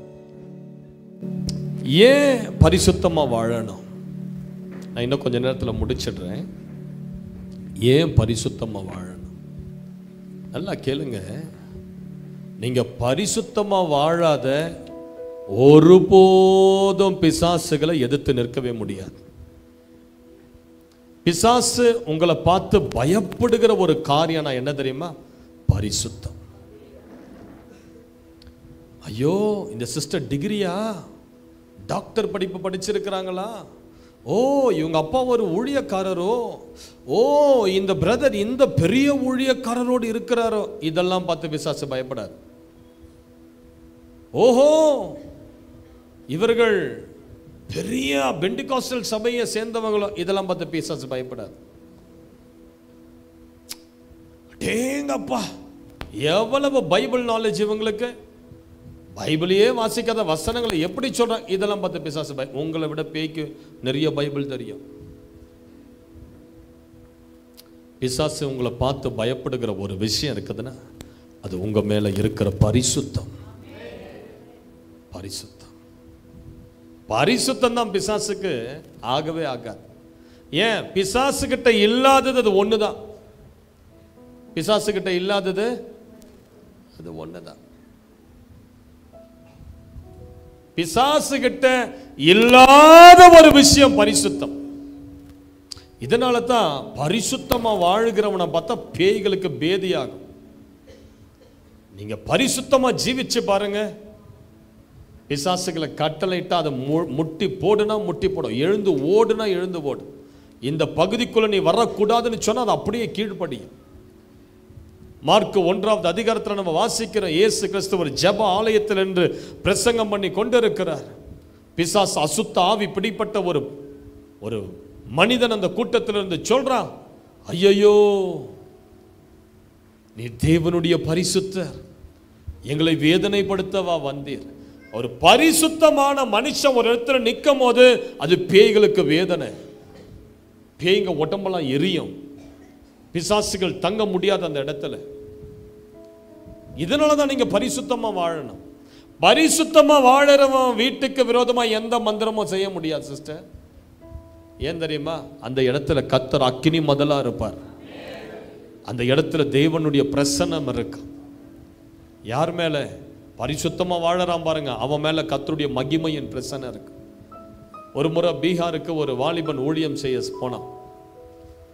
அவன் வீடு தேடி தேடி தேடி தேடி அலைஞ்சு கடைசியா ஒரு வீடு வாடகைக்கு கிடைச்சது. அந்த வீட்டை வாடகைக்கு எடுத்து அந்த இடத்துல தங்க ஆரம்பிச்சு ஜெபிக்க ஆரம்பிச்சான். இந்த பகுதியில் ஒரு அசைவை கொண்டு வர நான் ஒப்பு கொடுக்கிறேன்னு சொல்லி பல நாட்கள் உபவாசித்து ஜெபம் பண்ணிக்கிட்டே இருக்கிறான். ஆனா பக்கத்தில் இருக்கிற வீடு ஒரு சூனியக்காரி வீடுன்னு இவனுக்கு தெரியாது. கொஞ்ச நாட்கள் கழிச்ச பிறகுதான் அவன் பார்க்கறான், ஒரே காருகளா வருது, அரசியல்வாதிகளா வராங்க, இரவும் பகலும் ஆட்கள் வராங்க. எல்லாரும் வரவங்களாம் கோழியை கொண்டு வராங்க, பன்னியை கட்டி எடுத்துக்கிட்டு வராங்க, ஆட்டை கட்டி எடுத்துக்கிட்டு வராங்க. அதுக்கு பிறகுதான் இவனுக்கு தெரிஞ்சது, அடடே சூனியக்காரி வீட்டுக்கு பக்கத்து வீட்டில் தான் நம்ம தங்கி இருக்கிறோமா? ஒரே ஒரு சுவர் மட்டும்தான் இவன் வீட்டுக்கும் அவன் வீட்டுக்கும். இரவெல்லாம் யாகம் வளர்த்துக்கிட்டு மந்திரம் சூனியம் செஞ்சுக்கிட்டு பெரிய பெரிய அரசியல் தலைவர்கள் வந்து எலெக்ஷன்ல நிக்க போறோம், எங்களுக்கு மந்திரம் பண்ணுங்கன்னு சொல்லி அவங்ககிட்ட பல ஆயிரங்கள் லட்சங்களை கொடுத்து மந்திரம் செய்து கொண்டிருந்தார். இவன் அதெல்லாம் பொருட்படுத்தாத ஜெபம் பண்ணி கொண்டே இருந்தான், உபவாசித்து வேதத்தை வாசித்து ஜெபித்து கொண்டே இருந்தான். அப்படியே நாட்கள் போக போக போக போக அந்த மந்திரக்காரி கிட்ட சூனியக்காரி கிட்ட வர ஆட்கள் எல்லாம் குறைஞ்சு குறைஞ்சு குறைஞ்சு குறைஞ்சு இப்போ ஒருத்தருமே வராதபடி அவனுடைய பிசினஸ் எல்லாம் டவுன் ஆயிடுச்சு. ஒரு நாள் அவன் மந்திரத்தில் உட்கார்ந்து அந்த ஆவி கிட்ட கேட்டாள், எனக்கு விரோதமா மந்திரம் செய்யறவன் யாரு? என் பிசினஸ் எல்லாம் டவுன் பண்ணவன் யாரு? என்னுடைய குறி சொல்லுதலெல்லாம் கட்டி போட்டவன் யாரு? குறி சொல்ல முடியலையே, மந்திரம் செஞ்சா அது பலிக்க மாட்டேந்த யார் என் வல்லமையெல்லாம் கட்டி போட்டது? ஒரு பிசாசு வந்து சொல்லிச்சான், பக்கத்து வீட்டுக்காரன் தான், அவன் செஞ்ச வேலை தான். அவன் கட்டியெல்லாம் போடல, அவன் ஜெபிக்கிறான். அதனால உனக்குள்ள உன் வீட்டுக்குள்ள எங்களால இருக்க முடியல, நாங்க எல்லாரும் ஓடிட்டோம் எல்லையை தாண்டின்னு அந்த பிசாசு சொல்ல. மந்திரக்காரி எழும்பி வந்தா, அவனை பார்த்தா, அந்த வாலிபனை பார்த்தா, டேய் என்னுடைய எல்லா பிசினஸையும் டவுன் பண்ணி என் வாயெல்லாம் கட்டி போட்டு என்னால குறி சொல்ல முடியல, என்னால மந்திரம் செய்ய முடியல, நான் கூப்பிட்டா எந்த ஆவிகளும் வர மாட்டேங்குது, நான் வச்சிருந்த ஆவியெல்லாம் நீ துரத்திட்டியடா. அவன் சொன்னான், நான் துரத்தல, எனக்குள்ள இருக்கிற இயேசு அவைகளை துரத்தினார். அல்லேலூயா. உலகத்தில் இருக்கிறவனை காட்டிலும் எனக்குள்ள இருக்கிற ஆண்டவர் பெரியவர், பெரியவர். இந்த சூனியக்காரி கேட்டா, என்கிட்ட இருந்த அவ்வளவு ஆவிகளை உன் ஜபத்தினால நீ துரத்திட்டேனா? உண்மையாவே நான் வைத்திருந்த ஆவிகளை காட்டிலும் உன் இயேசு பெரியவர்னு சொல்லி அந்த மந்திரக்காரி ரட்சிக்கப்பட்டு இயேசப்பா பிள்ளையா மாறிட்டார். ஹல்லேலூயா. ஒரு இடத்துல ஒரு மனுஷன் ஜெபிக்கிறது நிமித்தம் அந்த இடத்துல பெரிய பாதுகாப்பு. பரிசுத்தமா வாழ்வது நிமித்தம் அந்த இடத்துல பேய்கள் இருக்க முடியாது. உங்க வீட்டுல நீங்க ஜெபிக்கிற நபரா இருந்தா உங்க நிமித்த ஆண்டவர் உங்க வீட்டுல அப்படியே மகிமையை வெளிப்படுத்துவார், அபிஷேகத்தை வெளிப்படுத்துவார். ஒரு மகிமையின் மேகம் உன் வீட்டை மூடிக்கொண்டிருக்கும். பேய்களுக்கு அது ஆகவே ஆகாது. ஒரு முறை சென்னையில ஒரு ECI திருசபையில திடீரென்று அன்றைக்குன்னு பார்த்து ஒரு அம்மா மேல இருக்கிற பேய் ஆட ஆரம்பிச்சது. அந்த பாதிரியார் அவர் எல்லாம் மெசேஜ் எல்லாம் கொடுத்துட்டு பார்த்தார், அடட பேய் ஆடுதா, பைபிளை மூடிக்கிட்டு ஒரே ஓட்டமா வீட்டுக்கு ஓடிட்டார். அதுல இருக்கிற ஒரு மூப்பர் முன்னாடி வந்து, என்னது பேய், நான் துரத்துறேன் வா அப்படின்னு சொல்லி அந்த மகளை கொண்டு வாங்கன்னு சொல்லி எல்லாரும் எதிர்க்கும் இவர் இப்ப சீன் போடணும். எல்லாரும் எதிர்க்கவும் இவர் பேய் துரத்துற வல்லமை இருக்குதுன்றத காமிக்கணும். அந்த பிசாசை பார்த்து சொன்னார், இயேசுவின் நாமத்தினால இந்த மகளை விட்டு வெளியே போ. அந்த மகளுக்குள்ள இருக்கிற பிசாசு சிரிச்சுக்கிட்டே சொன்னது, முதல்ல உன் பாக்கெட்ல இருக்கிற அந்த மூக்கு பொடி டப்பாவை தூக்கி வெளியே போட்டுட்டு அதுக்கப்புறம் நீ என் மேல கையை வை. பிசாசுகளுக்கு பார்த்த உடனே கண்டுபிடிக்கும் என்ன பாவம் உனக்குள்ள இருக்கு, பார்த்த உடனே கண்டுபிடிக்கும். அதுகளுக்கு தெரியும், ஏன்னா அதுகள் ஆவியில இருக்கிறதுனால உங்களுக்குள்ள எந்த பாவம் இருந்தாலும் அவைகளுக்கு தெரியும், டக்குன்னு கண்டுபிடிச்சிடும். அவர் வெட்கப்பட்டு அவமானப்பட்டு தனியா போய் நின்னுட்டார். இன்னொருத்தர் வந்தார், இருப்பா நான் துரத்துறேன், நீ என்ன மூக்கு இதான் சொல்ற, மூக்கு பொடிலாம் போடாதன்னு. அவர் பரிசுத்தவான் மாதிரி அந்த பிசாசை பிடிச்ச மகளுக்கு முன்பதாக வந்து நின்று, இயேசு கிறிஸ்துவின் நாமத்தில் நான் உனக்கு சொல்றேன், ஒழுங்கா உன் பொட்டி படுக்கையெல்லாம் கட்டிட்டு ஓடிடு, இனி வராத. அது சொல்லுச்சு, நேற்று நைட்டெல்லாம் சினிமா படம் பார்த்துட்டு பரிசுத்தவான் மாதிரி வந்து காலையில் ஆராதிக்கிற நீ என்ன துரத்தலாம் நினைக்கிறியா?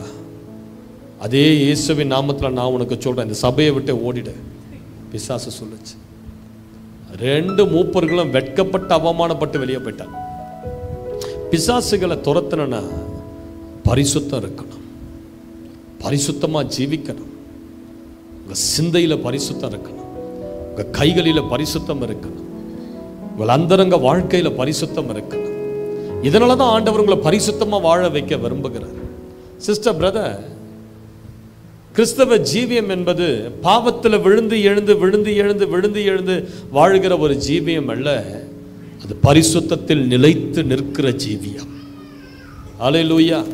பரலோகத்தில் யார் இருப்பாங்க தெரியுங்களா? பாவத்தில் விழுந்து எழுந்தவன் போக முடியாது.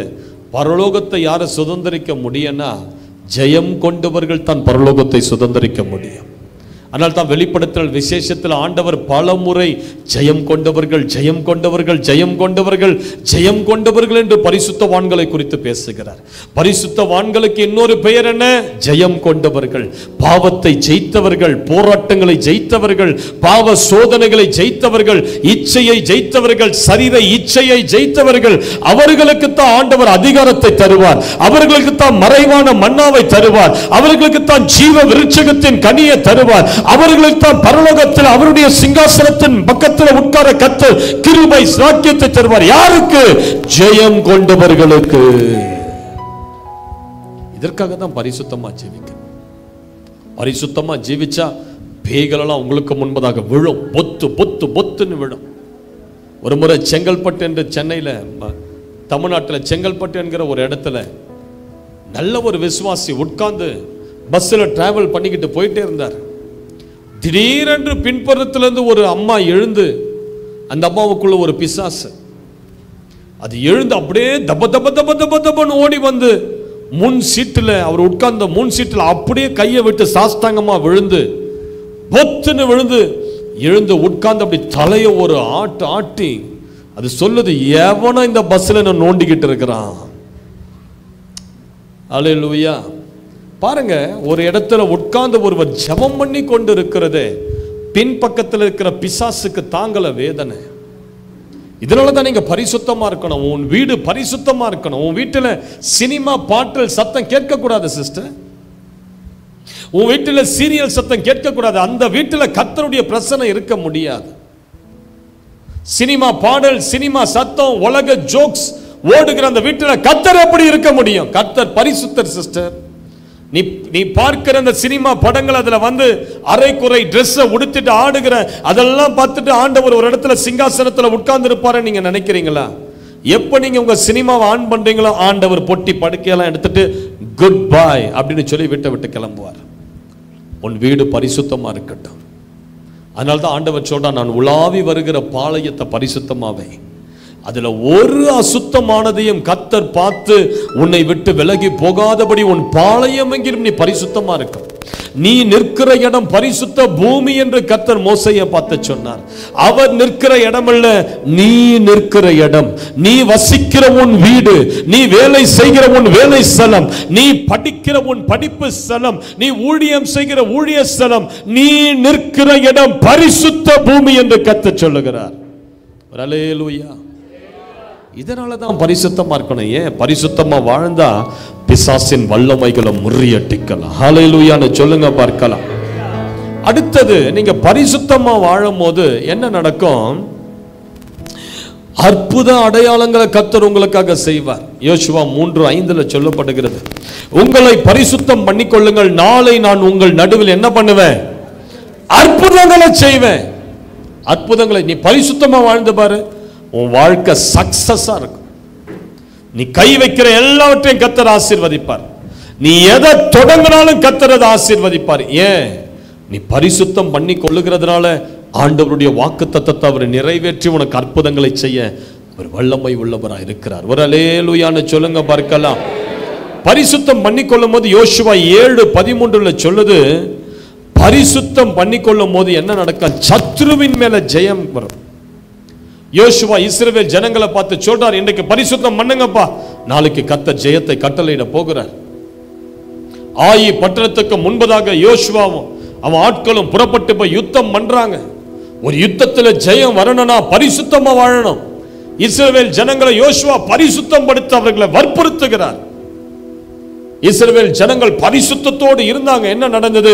ஆயி பட்டணத்தை போய் அடிச்சு மேற்கொண்டு அதை முறியடித்து தாண்டி சென்றார்கள். உனக்கு விரோதமா நிறைய சத்துருக்கள் எழும்புவாங்க. வேலை ஸ்தலத்துல, பக்கத்து வீட்டுல, சொந்த குடும்பத்துல, உன் நண்பர்கள் கூட உனக்கு சத்துருவா எழுமலாம். இவர்கள் எல்லாரையும் எப்படி மேற்கொள்வது? நீ பரிசுத்தம் பண்ணிக்கொள், நீ அவர்களை மேற்கொள்ளுவாய். ஒரு அல்லேலூயான்னு சொல்லுங்க பார்க்கலாம். இன்னும் நிறைய காரியங்களை சொல்லிக்கிட்டே போலாம். பரிசுத்தமா நீ வாழ்வதால பரத்திலிருந்து உனக்கு ஒத்தாசை வருகிறது. தேவன் உன்னை கனப்படுத்த ஆரம்பிப்பார். அல்லேலூயா. சரி, ஒரு 3 குறிப்பை நான் சுருக்கமா சொல்லி முடிச்சிடறேன். பாஸ்டர் வேற 3 மணின்னு சொல்லி இழுத்து விட்டுட்டாரா? இப்போ வேற வழியே இல்லை, உங்களை 3 மணி வரைக்கும் உட்கார வைக்கணும். கவலைப்படாதீங்க, சீக்கிரத்தில் முடிச்சிடறேன். சரி, இப்போ கேளுங்க, எப்படி பரிசுத்தமா வாழ்வது? எப்படி பரிசுத்தமா வாழ்வது? எப்படி? இப்போ சிஸ்டர் பக்கத்தில் பார்த்து கேளுங்க, எப்படி பரிசுத்தமாய் ஜீவிப்பது? எப்படி பரிசுத்தமாய் ஜீவிப்பது? ஆண்டவர்கிட்ட சேருகிறவனை கர்த்தர் பரிசுத்தப்படுத்துவார். நம்மளாலெல்லாம் பரிசுத்தமா வாழ முடியாது. நீங்க நினைச்சுக்காதீங்க, நான் என் சுய பலத்துல பரிசுத்தமா, சுய பலத்துல ஒரு 10 நாள் நிற்பீங்க, 11வது நாள் விழுந்துருவீங்க. நம்முடைய சுய பலத்துலலாம் பரிசுத்தமா வாழவே, ஏன்னா நம்ம உடம்புலயே பாவம் உள்ள ஊறி இருக்குது. என் தாயனை துர்குணத்திலே கர்ப்பம் தரித்தாள் அப்படின்னு சங்கீதக்காரன் சொல்றான். நம்ம பிறப்புலையே அவன் தாய் தகப்பனிடத்திலிருந்து நமக்கு வந்த அந்த ரத்தத்திலே பாவமும் உள்ள வந்துடுச்சு. அதனாலதான் நமக்கு ஒரு சோதனை வரும்போது உடம்பு டக்க டக்க டக்க டக்க டக்குன்னு ஆடுது. ஒரு பாவத்தை பார்த்தா உடம்பு டக்குன்னு அட்ராக்ட் ஆகுது. ஏன்? அந்த வேரெல்லாம் உடம்புக்குள்ளதான் இருக்குது. அதனால நாம் நம்முடைய சுயபலத்தில் ஒருபோதும் பரிசுத்தமா வாழ முடியாது. மாறாக கர்த்தர் சொல்லுகிறார், லேவியராகமம் 22:9, நான் அவர்களை பரிசுத்தமாக்குகிற கர்த்தர். யார் நம்மை பரிசுத்தப்படுத்துவது? ஆண்டவர் சொல்றார், நான் உங்களை பரிசுத்தமாக்குகிற கர்த்தர். அப்போ நீங்க என்ன பண்ணணும் தெரியுமா? கர்த்தர்கிட்ட வரணும், ஆண்டவர்கிட்ட நெருங்கணும். நெருங்கின ஐக்கியம் உங்களுக்கு முதல்ல ஏற்படணும். ஆண்டவர்கிட்ட நெருங்க நெருங்க நெருங்க நெருங்க ஆண்டவர் என்ன பண்ணுவாரு? உங்களை பரிசுத்தமாக்கிக்கிட்டே இருப்பார். உங்களோட கூட ஒவ்வொரு நாளும் பேசிக்கிட்டே இருப்பார். மகளே, அந்த கேடான சிந்தையை விட்டு வெளியே வா, அந்த அசுத்தமான எண்ணத்தை விட்டு வெளியே வா, அந்த கசப்பை எடுத்துரு, அந்த ஊழியக்காரருக்கு விரோதமா அப்படி பேசாத, உன் வாயிலிருந்து இப்படிப்பட்ட வார்த்தைகள் வருவது என்ன? ஐயோ, அந்த இடத்துல போகாத, அதை பார்க்காத, இவங்க கிட்ட மெசேஜ் பண்ணாத, இவங்களுக்கு ஃப்ரெண்டா இருக்காத. ஆண்டவர் உங்களை பரிசுத்தப்படுத்துவார். நான் உங்களை பரிசுத்தமாக்குகிற கர்த்தர் என்று சொன்னார்ல. நீங்க அவரோடு ஐக்கியப்பட்டு நடக்க நடக்க நடக்க நடக்க கர்த்தர் ஒவ்வொரு பாதையிலும் அடியிலும் உங்களை பரிசுத்தமாய் நடத்துவார். ஒரு முறை ஒரு கிறிஸ்தவ நண்பனும் ஒரு பார்பர், முடி வெட்டுகிற ஒரு ஆளும் நண்பர்களா இருந்தாங்க. இருவரும் அப்படியே ஒரு தெரு வழியா நடந்து போயிட்டே இருக்கும் போது திடீரென்று அந்த முடி வெட்டுகிறவன் அவன் சொன்னானா இந்த கிறிஸ்தவனை பார்த்து, இந்த கிறிஸ்தவங்கள்லாம் ஒழுங்கா ஊழியம் செஞ்சிருந்தா இங்க இருக்கிறவங்கலாம் எவ்வளவு நல்லா இருந்திருக்கலாம். இந்த பகுதியெல்லாம் எவ்வளவு நல்லா மாறி இருக்கும். அங்கே பாரு, எல்லா வாலிபர்கள் உட்கார்ந்து சிகரெட் பிடிச்சிட்டு இருக்கிறான், கஞ்சா அடிச்சிட்டு இருக்கிறான், ஒரு பக்கத்தில் சண்டை போட்டுட்டு இருக்கிறாங்க. இந்த கிறிஸ்தவங்க மாத்திரம் ஒழுங்கா இயேசுவை சொல்லி இருந்தா இவங்க எல்லாரும் எவ்வளவு நல்லா மாறி இருப்பாங்களே. இவருக்கு என்ன பதில் கொடுப்பதுன்னே தெரியல, என்ன பதில் கொடுப்பதுன்னே தெரியல. ஆனால் அவர் இருதயத்தில் அதை அப்படியே வைத்துக்கொண்டு ஒரு 2 நாள் கழிச்சு இவர்கள் திரும்ப வாக்கிங் போகும்போது இந்த கிறிஸ்தவர் அவனை பார்த்து சொன்னார், ச்சே, இந்த ஊர்ல முடி வெட்டுறவங்களுக்கெல்லாம் அறிவே கிடையாது. ஒழுங்கா முடி வெட்டிருந்தா இவன் பாரு எவ்வளவு புட்டபர்த்தி தலை மாதிரி எவ்வளவு பேர் சுத்திட்டு இருக்கிறான், முடிய வளர்த்துக்கிட்டு எவ்வளவு அசிங்கமா தலைய முடிய வளர்த்துக்கிட்டு சுத்திட்டு இருக்கிறான். இந்த முடி வெட்டுற ஆட்கள் மாத்திரம் ஒழுங்கா இருந்தா இவங்க தலைலாம் எவ்வளவு அழகா இருந்திருக்கும். உடனே அவன் அந்த ஊழியரை பார்த்து சொன்னான், அந்த முடி வெட்டுறவன், அது எப்படிப்பா நாங்க போய் தேடி தேடி வெட்ட முடியும், அவங்க வந்து தலையை கொடுத்தா தானே வெட்ட முடியும். அப்பதான் அந்த கிறிஸ்தவர் சொன்னார், அதே போலதான் நீ இயேசுவை நம்பி வந்து உன் தலையை கொடுத்தினா கர்த்தர் உன்னை ஆசீர்வதிப்பார். நீ இயேசுவை நம்பி வந்து உன் வாழ்க்கை அவர் கையில கொடுத்தா கர்த்தர் உன்னை ஆசீர்வாதமா வைப்பார். அல்லேலூயா. ஆண்டவரிடத்துல சேருகிறவர்களை கர்த்தர் பரிசுத்தப்படுத்துவார். நீங்க தூரம் இருக்கிற வரையிலும் இங்க பரிசுத்தமா வாழ ஆண்டவர்கிட்ட நெருங்கணும், ஜெபத்துல நெருங்கணும், ஒவ்வொரு நாளும் ஆண்டவரை தரிசிக்கணும், முழங்கால் படியிட்டு ஜெபிக்கணும், உபவாசித்து ஜெபிக்கணும். உன் பரிசுத்தத்தை கெடுக்க சத்துரு எழும்பும் போது என்ன செய்யணும்? உபவாசம் என்கிற தடியை உடனே எடுக்கணும். பைபிள் சொல்லுது, அப்படியே கோலும் தடியும் நம்மை தேற்றும். பொல்லாத அசுத்த ஆவிகள் இந்த பூமியில உண்டு, இச்சையின் ஆவிகள் உண்டு, வேசித்தன விபச்சார ஆவிகள் உண்டு, பரிசுத்தமா வாழ்கிறவனுடைய கற்பை குறிவைக்கிற அசுத்த ஆவிகள் உண்டு, வாலிப பிள்ளைகளுடைய கற்பை குறிவைக்கிற பொல்லாத பிசாசுகள் உண்டு. செல்போன் வழியாக அசுத்தமான படங்களில நீ விழச் செய்கிற அசுத்தமான ஆவிகள் செல்போன்ல இருந்து வெளியே வரும். இதுல இருந்து உன்னை காப்பாற்றிக் கொள்ள நீ கர்த்தரோடு கூட இருக்கணும், உபவாசித்து வாழணும். வாரத்தில் 2 நாட்களாவது நீங்க உபவாசம் இருக்கணும்.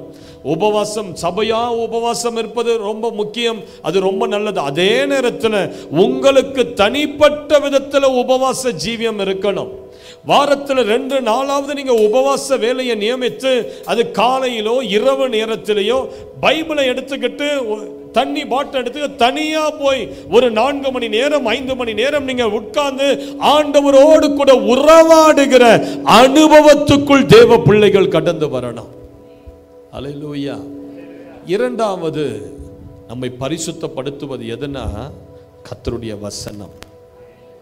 கர்த்தருடைய வசனம். யோவான் 17:17 ஆண்டவர் தன் சீஷர்களுக்காக இப்படி ஜெபித்தார், பிதாவே, இவர்களை உமது சத்தியத்தினால் பரிசுத்தமாக்கும், உமது வசனமே சத்தியம். அடுத்தது நம்மளை எது பரிசுத்தமாக்கும் தெரியுங்களா சிஸ்டர்? உங்க கையில் இருக்கிற பைபிள், அதுல இருக்கிற ஒரு வல்லமை. ஒவ்வொரு வசனத்திலையும் கர்த்தருடைய வல்லமை வெளிப்படும். ஒவ்வொரு வசனத்தை வாசிக்கும் போது ஆண்டவருடைய மகிமை உங்களுக்குள்ள வெளிப்படும். இதனாலதான் கர்த்தர் உங்களுக்குள்ள பைபிளை கொடுத்திருக்கிறார். ஏன்? பரிசுத்தமா உன்னை நடத்ததான் உன் கையில பைபிளை கர்த்தர் கொடுத்திருக்கிறார். சங்கீதம் 19:7 சொல்லுகிறது, கர்த்தருடைய வேதம் குறைவற்றதும் ஆத்துமாவை உயிர்ப்பிக்கிறதுமாய் இருக்கிறது. பாவத்தில, அக்கிரமத்தில, பொல்லாத சாப கட்டுகளில இருக்கிற நம்ம எது உயிர்ப்பிக்க தெரியுங்களா? வசனம், பைபிள். எங்க உங்க பைபிள்? ஒவ்வொரு நாளும் பைபிள் வாசிக்கணும். ஏதோ ஒரு 2 வசனம் 5 வசனம்லாம் ஒன்று, அதெல்லாம் பிசாசு பூன்னு ஊதி தள்ளிடுவோம் உங்களை. ஒரு இடத்துல உட்கார்ந்து 5 அதிகாரம் 10 அதிகாரம் வாசிக்கணும். வருஷத்துல ஒரு முறையாவது மினிமம் நீங்க பைபிளை முடிக்கணும். ஒரு நாள்ல 10 அதிகாரமாவது நீங்க வாசிச்சீங்கன்னா 6 மாசத்துல பைபிளை முடிச்சிடலாம். 20 அதிகாரம் வாசிச்சீங்கன்னா 3 மாசத்துல பைபிளை முடிக்கலாம். வசனத்தை எடுத்து தியானித்து தியானித்து தியானித்து வசனத்தை மனப்பாடம் பண்ணிக்கிட்டே இருக்கணும். எவ்வளவு வசனங்களை மனப்பாடமா உங்க சிந்தையில ஏற்ற முடியுமோ ஏற்றிக்கிட்டே இருக்கணும். வசனங்களை குறிச்சு குறிச்சு குறிச்சு வச்சு வீட்டு வெளியே போகும்போது அந்த வசனத்தை குறிச்சு வச்ச வசனங்களை மனப்பாடம் பண்ணி பேசிக்கிட்டே இருக்கணும். அப்பதான் நீங்க பரிசுத்தமா வாழ முடியும். வசனம் தான் உங்களை பரிசுத்தமாக்கும் சிஸ்டர். அதனாலதான் கர்த்தர் சத்திய வேதத்தை நமது கையில கொடுத்திருக்கிறார். இந்த வேதத்துக்கு என்ன பேரு? பரிசுத்த வேதாகமம். உன்னை பரிசுத்தப்படுத்துகிற வேதாகமம், உன் தாய் தகப்பன் வழியா உனக்குள்ள நுழைந்த சில அசுத்த சுபாவங்கள், நம் பெற்றோரிடத்திலிருந்து ரத்தத்தின் வழியா நமக்குள்ள சில சுபாவங்கள் வந்ததில்லை. இந்த சுபாவங்களிலிருந்து எப்படி நம்ம விடுதலையாக முடியும்? இந்த சத்திய வசனத்துல படிக்கும் போதுதான். அல்லேலூயா. சங்கீதம் 12:6 சொல்லுகிறது, கர்த்தருடைய சொற்கள் மண் குகையில் 7 தரம் உருக்கி புடமிடப்பட்ட வெள்ளிக்கு ஒப்பான சுத்த சொற்களா இருக்கிறது. அல்லேலூயா.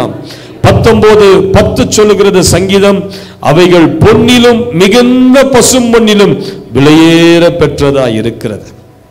சங்கீதம் 119 இவ்வாறு சங்கீதக்காரன் சொல்றான், என் ஆத்துமா மண்ணோடு ஒட்டி கொண்டு இருக்கிறது, உமது வசனத்தின்படி என்னை உயிர்ப்பியோம்.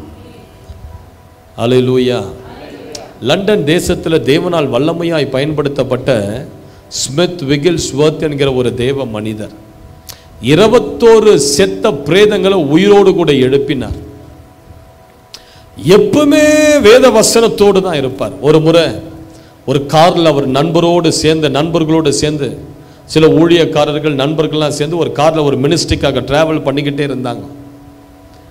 அந்த காரில் பார்த்தீங்கன்னா எல்லாரும் உலக காரியங்களை பேசிக்கிட்டே இருந்தாங்க, உலக நியூஸ் பேசிக்கிட்டே இருந்தாங்க. இந்த இடத்துல இது நடந்தது, அந்த இடத்துல அது நடந்தது, இந்த இடத்துல பூகம்பம் நடந்தது, இந்த ஊழியம் இப்படி இருக்குது, அது அப்படி இருக்குது, நிறைய உலக காரியத்தை பேசிக்கிட்டே இருந்து திடீரென்று ஸ்மித் விகில்ஸ்வர்த் சொன்னாரா, stop the car, I am getting down from the car. காரை நிறுத்துங்க, நான் கீழே இறங்கட்டும். பாரத்தோடு சொன்னாரா, ஆண்டவர் நமக்கு சத்திய வசனத்தை கொடுத்திருக்க, வசனத்தை குறித்து பேசி இருக்கலாமே, வசனத்தை குறித்து எல்லாரும் தியானித்து இருக்கலாமே, நீங்களோ உலக காரியங்களை குறித்து 2 மணி நேரங்கள் வேஸ்ட் பண்ணிட்டீங்களே. ஐயோ, இந்த காரில் என்னால் பயணிக்க முடியாதுன்னு இறக்கி விட்டுடுங்க. கூட இருந்த ஊழியர்கள்லாம் அப்படியே நடுங்கி போய், ஐயா ஸ்மித் விகில்ஸ்வர்த் எங்களை மன்னிச்சிருங்க, இனி நாங்கள் உலக காரியத்தை பேச மாட்டோம், வசனத்தை குறித்து நாங்கள் பேசுகிறோம்னு சொல்லி அதிலிருந்து வசனத்தை குறித்து பேச ஆரம்பித்தார்கள். ஒரு முறை ஒரு இன்டர்வியூவில் ஸ்மித் விகில்ஸ்வர்த்தை இன்டர்வியூ எடுத்தாங்க. அதில் கேட்டாங்க, சார் நீங்கள் எவ்வளவு பேரை உயிரோடு எழுப்ப ரகசியம் என்ன சார்? நீங்கள் சொன்னா மரித்த பிரேதங்கள் எழும்புது ரகசியம் என்ன? What is the secret? அப்படி செத்தவுடைய மனைவியை உயிரோடு எழுப்பிட்டார். ஒரு இடத்துல அடக்கம் பண்ண போயிருந்தார். அவர் ஒரு பெரிய பணக்காரன். ஸ்மித் விகில்ஸ்வர்த் வந்து அடக்கம் பண்ணட்டும்னு சொல்லி அந்த கேஃபின் பாக்ஸில் அந்த பிணத்தை வச்சுட்டு எல்லாரும் ஸ்மித் விகில்ஸுக்காக வெயிட் பண்ணிட்டு இருந்தாங்க. அவர் தாமதமாக போனார் அந்த ஆராதனைக்கு, அந்த அடக்க ஆராதனைக்கு. எல்லாரும் வெளியே இருந்தாங்க. அந்த பிரேதம் மாத்திரம் ஒரு அறையில் இருந்தது. ஸ்மித் விகில்ஸ்வர்த் என்ன சொன்னார், நான் அந்த பிரேதத்துக்கு போய் கொஞ்சம் ஜெபம் பண்ணிட்டு வரேன்னு சொல்லி கதவை பூட்டிட்டு உள்ளே போயிட்டார். அந்த பாக்ஸை எடுத்து கீழே வச்சார், மூடியை எடுத்து கீழே வச்சார். அந்த கோட்டோடு அந்த பிணத்தை தூக்கினார். அவனை தூக்கி ஒரு தூண்ல நிறுத்தி, இயேசுவின் நாமத்தினால எழுந்துரு அப்படின்னு சொன்னார். அவ்வளவுதான் பாருங்க, செத்தவன் உயிரோடு எழும்பிட்டான். அவன் கூட கையை கோத்துக்கிட்டு கதவை திறந்து வெளியே ஜம்முன்னு நடந்து வந்தார். ஜனங்க ஒவ்வொரு ஆடி நடுங்கி போனார்கள்.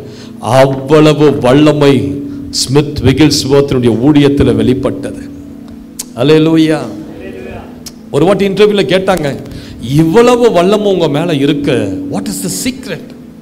இந்த அபிஷேகம் உங்க மேல எப்படி வந்தது, என்ன சீக்ரெட்? அவர் சொன்னார், பாக்கெட்ல இருந்து ஒரு சின்ன பைபிள் எடுத்துட்டு சொன்னார், இந்த பைபிள் தான் சீக்ரெட். ஒவ்வொரு 20 நிமிடத்திற்கும் நான் பைபிள் வாசிக்கிறேன்.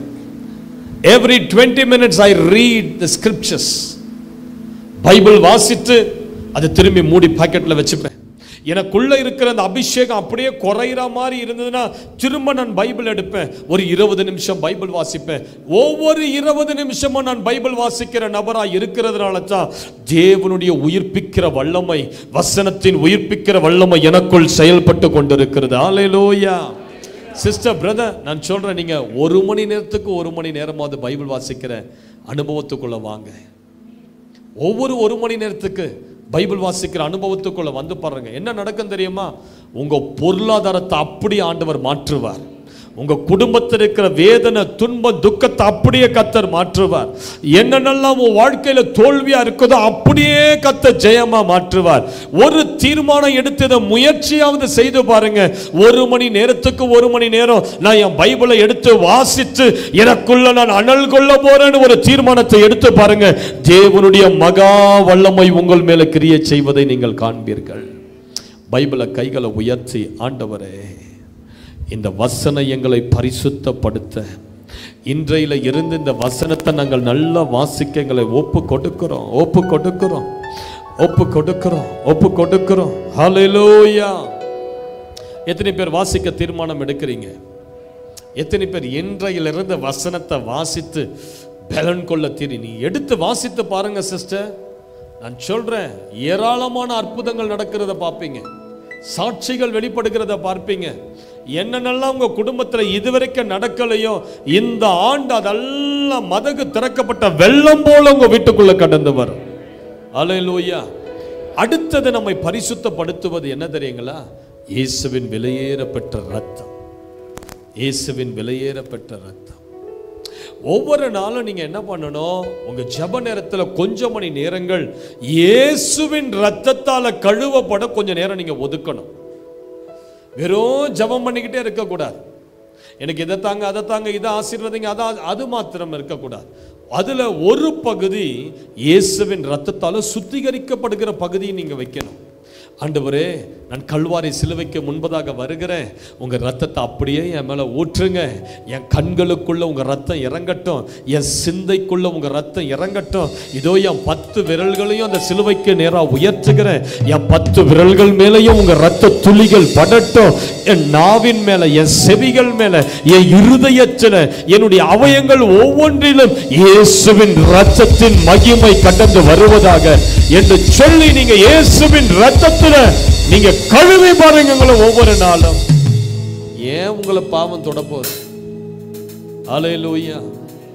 இயேசுவின் ரத்தத்தை பார்த்த பிசாசுக்கு பயங்கர நடுக்கம். ஏன் தெரியுமா? நம்ம பாவத்தை கழுவுகிற வல்லமை அவருடைய ரத்தத்துல உண்டு.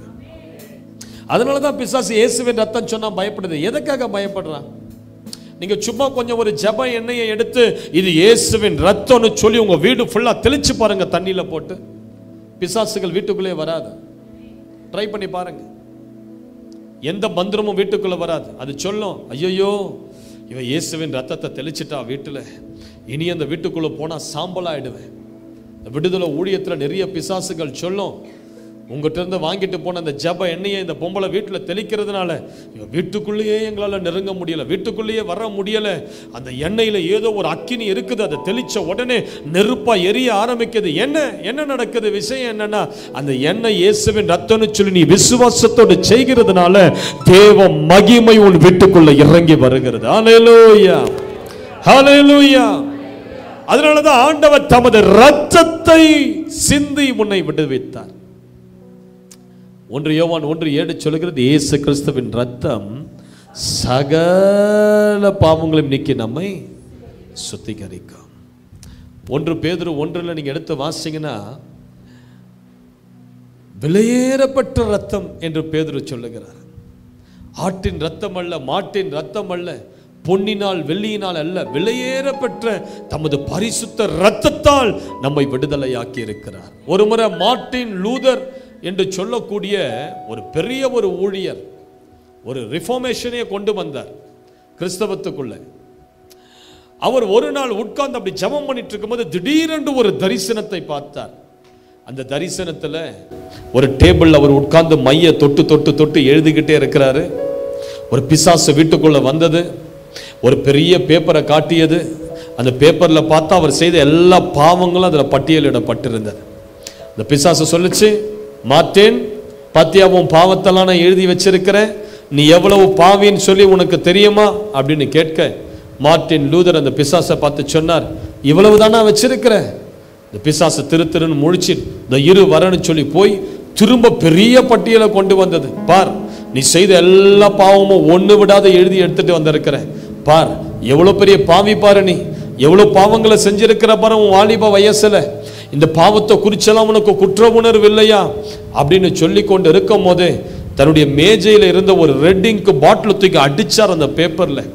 அந்த ரெட் இங்க் போய் அந்த பேப்பர்ல விழுந்து அப்படியே அந்த இங்கெல்லாம் அந்த பிசாசு எழுதின பாவ பட்டியல் அப்படியே மறைக்க, மார்ட்டின் அந்த பிசாசை பார்த்து சொன்னார், மார்ட்டின் லூதர், இப்படித்தான் இயேசுவின் ரத்தம் நான் செய்த சகல பாவங்களையும் மறைத்து என்னை கழுவி என்னை பரிசுத்தப்படுத்தி இருக்கிறது. ஹல்லேலூயா, ஹல்லேலூயா.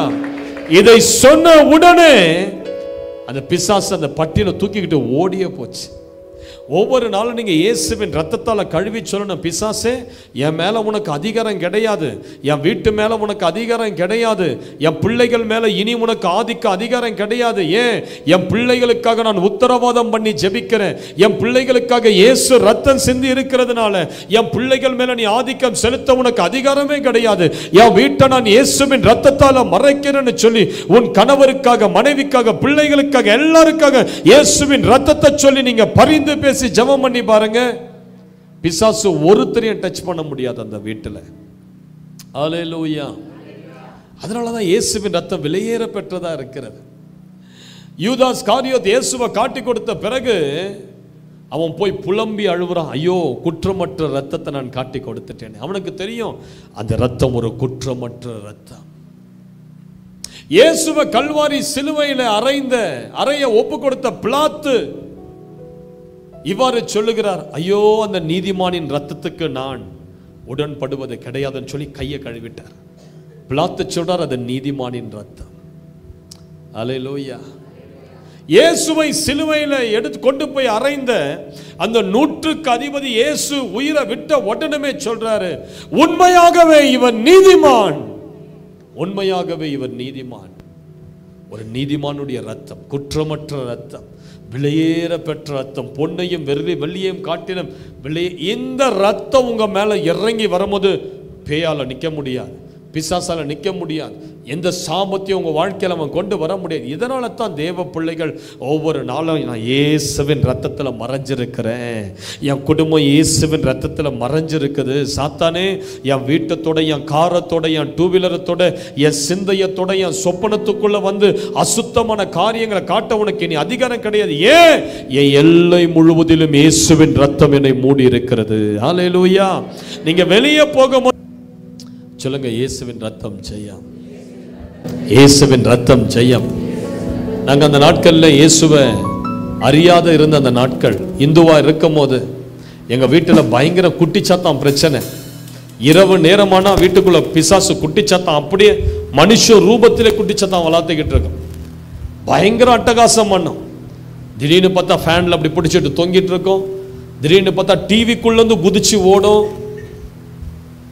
வெளியே போனா வெளியே ஒரு திண்ணை மேல உட்கார்ந்து இருக்கும், ஒரு மூட்டை மேல எழும்பி நிற்கும், அப்படியே தப தப தப தபன்னு ஓடி பூஜை ரூம்குள்ள ஓடி போய் ஒரு பெல்ட் அடிக்க மறைஞ்சிரும். இந்த மாதிரி 6 மாத காலங்கள் எங்கள் வீட்டில் பயங்கர குட்டிச்சாத்தான் ஏவல் பிரச்சனை. அந்த நேரத்தில் தான் சில ஊழியக்காரர்கள் எங்கள் வீட்டுக்கு வந்து கொஞ்சம் எண்ணெயை எடுத்து, பயப்படாதீங்க இயேசுவின் ரத்தம் ஜெயன்னு சொல்லி ஒரு சிலுவையை போட்டுக்கங்கன்னு சொன்னாங்க. அவ்வளவுதான். அண்டையிலிருந்து அந்த எண்ணெயை எடுத்து இயேசுவின் ரத்தம் ஜெயன்னு சொல்லி எங்க அம்மா என் நெற்றியில போட்டு விடுவான். அந்த நெற்றியில போடப்பட்ட அந்த எண்ணெய், இயேசுவின் ரத்தம் ஜெயன்னு சொல்லி போடப்பட்ட அந்த எண்ணெயை போட்டுட்டு தூங்கினா நிம்மதியான ஒரு தூக்கம் வரும். என்றைக்கெல்லாம் அதை யூஸ் பண்ணாத நான் படுக்கிறோம் அன்றைக்கெல்லாம் பேய்ங்க வந்துடும் எங்க வீட்டுல. ஆனா என்றைக்கெல்லாம் அந்த இயேசுவின் ரத்தம் ஜெயன்னு சொல்லி எங்க அம்மா எங்க தலையில நெற்றியில அந்த எண்ணெயை போடுவாங்க, அன்றைக்கெல்லாம் என் வீட்டுக்குள்ளேயே அது வெளியே நிற்கும் அந்த பிசாஸ். அல்லேலூயா. அப்போல்லாம் எனக்கு தெரியல அவர் ரத்தத்தில் அவ்வளவு வல்லமா இருக்குதுன்னு தெரியல, இந்துவா தான் இருக்கிறோம். இப்பதான் ரட்சிக்கப்பட்ட பிறகுதான் அவர் ரத்தத்தின் மகிமையை உணர்ந்து கொள்ள முடியுது. இயேசுவின் ரத்தம்னு சொன்னாலே பேயெல்லாம் வெளியே தான் நின்று ஆகணும். அல்லேலூயா. அதனாலதான் ஒவ்வொரு நாளும் நீங்க இயேசுவின் ரத்தத்தால கழுவப்பட்டு உங்களை ஜீவியத்தை பரிசுத்தமா நீங்க காத்துக்கொள்ளணும். இப்படி போயிட்டே இருக்கீங்க, ஒரு போஸ்டரை பார்த்துறீங்க, டக்குன்னு அந்த கண்களில் அந்த அசுத்தம் வந்து உட்கார்ந்துடுச்சு. உடனே நீங்க என்ன சொல்லணும், கண்கள் மேல கையை வச்சு, எசப்பா உங்க ரத்தத்தால என் கண்களை நான் கழுவுறேன். அவ்வளவுதான், முடிஞ்சு போச்சு. அந்த நொடி அந்த பாவத்தின் கிரியை அழிஞ்சிடும். அல்லேலூயா. டக்குன்னு அசுத்தமான ஒரு எண்ணம் வந்துடுச்சு, உடனே உங்க சிந்தை மேல கையை வச்சு சொல்லணும், இயேசுவின் ரத்தத்தால இந்த பாவம் கழுவப்பட்டு நான் பரிசுத்தமாகட்டும். பிசாசே உனக்கு அதிகாரம் கிடையாது. அவ்வளவுதான், குட்டி ஜெபம் அந்த பாவத்தின் வல்லமை அப்படியே அழிச்சிடும். அல்லேலூயா. நீங்க அதை ட்ரை பண்ணி பாருங்களேன். ஒரு கெட்ட வார்த்தை பேசிட்டீங்க, ஐயோ ஏசப்பா நான் மன்னிச்சிருங்க, உங்க ரத்தத்தால இப்ப என் நாக்க நான் கழுவுறேன், என் நாக்கு பரிசுத்தமா இருக்கு, அவ்வளவுதான் முடிஞ்சு. அந்த பாவத்தின் வல்லம் உங்களை தொடராது. ஏதோ ஒரு அசுத்தமான காரியத்தை கெட்ட வார்த்தை கேட்டுட்டீங்க, உடனே காதுல கை வைங்க, என் காதுக்குள்ள இயேசுவின் ரத்தத்தால நான் கழுவி கொள்ளுகிறேன் என் செவிய. கர்த்தருடைய குரலை தவிர வேற எந்த காரியமும் வாழ்க்கையில கேட்கக்கூடாது. அசுத்தங்கள் பொல்லாத வார்த்தைகளை கேட்கக்கூடாது, என் காது பரிசுத்தமாக, அவ்வளவுதான் முடிஞ்சிடுச்சு. அந்த நொடிய அந்த பாவத்தின் வல்லமை நீங்கி நீங்க பரிசுத்தமா மாறிடுவீங்க. ஹல்லேலூயா சொல்லுங்க பார்க்கலாம். கடைசியாக நான் சுருக்கமா சொல்லி முடிச்சிடுறேன். பரிசுத்த ஆவியானவர் உங்க மேல வரும்போது நீங்க பரிசுத்தமா வாழுவீங்க. இதனாலதான் ஆண்டவர் பரிசுத்த ஆவியை தர விரும்புகிறார் சிஸ்டர். பரிசுத்த ஆவியினுடைய பேர் ஏன் பரிசுத்த ஆவியானவர்? உன்னை பரிசுத்தப்படுத்துகிற ஆவியானவர் அவர் இருக்கிறதுனால தான் அவர் பெயர் பரிசுத்த ஆவியானவர். 1 கொரிந்தியர் 3:16 சொல்லுகிறது, நீங்கள் தேவனுடைய ஆலயமாய் இருக்கிறீர்கள் என்றும் தேவனுடைய ஆவி உங்களில் வாசமாய் இருக்கிறார் என்றும் நீங்கள் அறியீர்களா?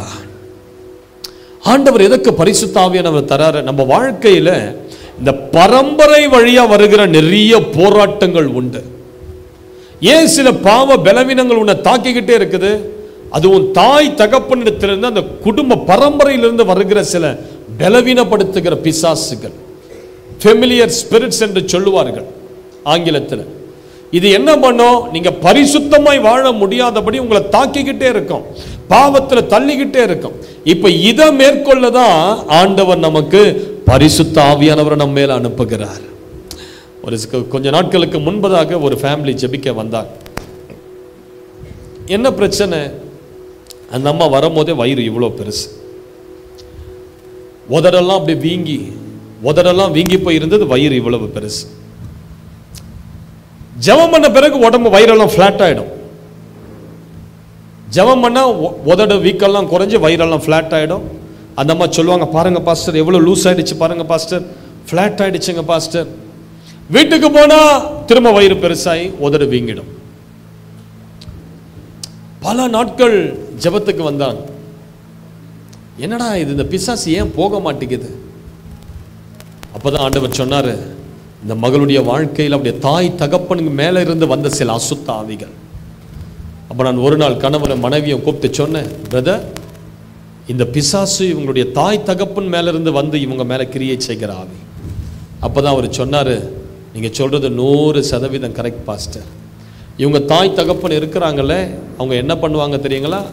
என் மனைவி சின்ன வயசுல 5 வயசுல இருக்கும் போது அவங்க தாயும் தகப்பனும் வீட்டில் போனோகிராஃபி பார்ப்பாங்களாம், ஆபாச படங்களை பார்ப்பாங்களாம். கணவனை மனைவியை உட்கார்ந்து அசுத்தமான சீடிகளை போட்டு நிர்வாண படங்களை பார்ப்பாங்களாம். அப்போ இந்த 5 வயசு பிள்ளையா இருக்கிற இந்த பிள்ளையும் உட்கார்ந்து என்னதுன்னே தெரியாத அதை பார்த்துக்கிட்டு இருக்கோம். அப்படி அசுத்தமான வாழ்க்கை அவங்க வாழ்ந்ததுனால இந்த மகளுடைய சரீரத்துக்குள்ள சிறு வயதிலிருந்தே ஒரு பேய், ஒரு பிசாஸ். கணவரோடு கூட இவங்களால இருக்கவே முடியாது. கணவர் வீட்டில் இருந்தார்னா வயிறு வீங்கி இருக்கும், உதடு வீங்கிடும், சாப்பிட முடியாது, இன்டைஜஷன் ப்ராப்ளம் வரும், நடக்க முடியாது. கணவர் வீட்டை விட்டு வெளியே போயிட்டார்னா வயிறு ஃபிளாட் ஆகிடும், உதடெல்லாம் நார்மல் ஆகிடும். கணவர் வீட்டை விட்டு வெளியே போன உடனே இந்த மகளுக்குள்ள ஒரு வேசித்தன ஆவி இறங்கி வரும். உடனே பக்கத்தில் இருக்கிற வீட்டு வாலிபங்கிட்ட பேச ஆரம்பிப்பாங்க, எதிர் வீட்டில் இருக்கிற ஆளுகிட்ட பேச ஆரம்பிப்பாங்க. அவர் சொல்லி புலம்புனார், பாஸ்டர் 10 சபைகளுக்கு மேலே நான் என் மனைவியை கூட்டிகிட்டு போயிட்டேன், விடுதலைன்னு கூட்டிகிட்டு போவேன், அங்கே இருக்கிற பாஸ்டரோடவே கனெக்ஷன் ஆகிடும். அங்கே கீபோர்டு வாசிக்கிறவங்க கூட எப்படியோ நம்பர் வாங்கி பேச ஆரம்பிச்சிருவா. அங்கே பேடு வாசிக்கிற நபரோடு கூட நம்பரை வாங்கி, எப்படி தான் நான் பக்கத்திலே தான் இருப்பானா, நம்பர் எப்படி பரிமாற்றம் நடக்குதுன்னே தெரியாது பாஸ்டர். வெட்கத்தோடு வேதனையோடு நான் சொல்கிறேன், என் மனைவிக்கு இந்த போராட்டம் பல ஆண்டுகளாக இருக்குது. சில நாட்கள் அவள் ஃபோனை எடுத்து நான் பார்த்தா அநேகர்கிட்ட அசுத்தமான சேட்டிங் பண்ணியிருப்பா. நான் கேட்பேன், ஏமா அப்படி பண்ணன்னு கேட்டா, அப்போதான் அவளுடைய சுய நினைவுக்கு வந்து அவள் கதறி அழுவுறதை பார்த்தா எனக்கு மனசு தாங்காது. அவள் சொல்லுவா, ஐயோ இதை நான் எப்படி செஞ்சேன்னு தெரியலையே, ஏன் நான் இப்படி வாழ்ந்து கொண்டு இருக்கிறேன், ஏன் என் வாழ்க்கை இப்படி இருக்குது, ஐயோ என்னை கொன்னுடுங்க, என் கழுத்தை நெரிச்சு கொன்னுடுங்கன்னு சொல்லி இரவு முழுவதும் அழுது கொண்டே இருப்பா. அவளை பார்க்கும் போது எனக்கு ஒரு பரிதாபமா இருக்கும். என் மனைவி இதை செய்யல, அவளுக்குள்ள இருக்கிற ஒரு பிசாசின் ஆவி இதை செய்கிறது. என் மனைவி உண்மையாவே நல்லவள் தான், ஆனா அவளுக்குள்ள கிரியை செய்கிற ஒரு வேசித்தன விபச்சார ஆவி இதை செய்து கொண்டிருக்கிறது. தாய் தகப்பன் வழியா வந்த சில வல்லமைகள், சில பரம்பரையில் வரக்கூடிய சில ஆவிகள் நீ எழும்ப முடியாதபடி உன்னை ஏதோ ஒரு பாவத்துல பலவீனத்துல கட்டி உன்னை சிறைப்பிடித்து வைத்திருக்கும். இதனால தான் இந்த ஆவியிலிருந்து உன்னை விடுவிக்கத்தான் தேவன் உன்மேல் பரிசுத்த ஆவியானவரை கொடுக்க விரும்புகிறார்.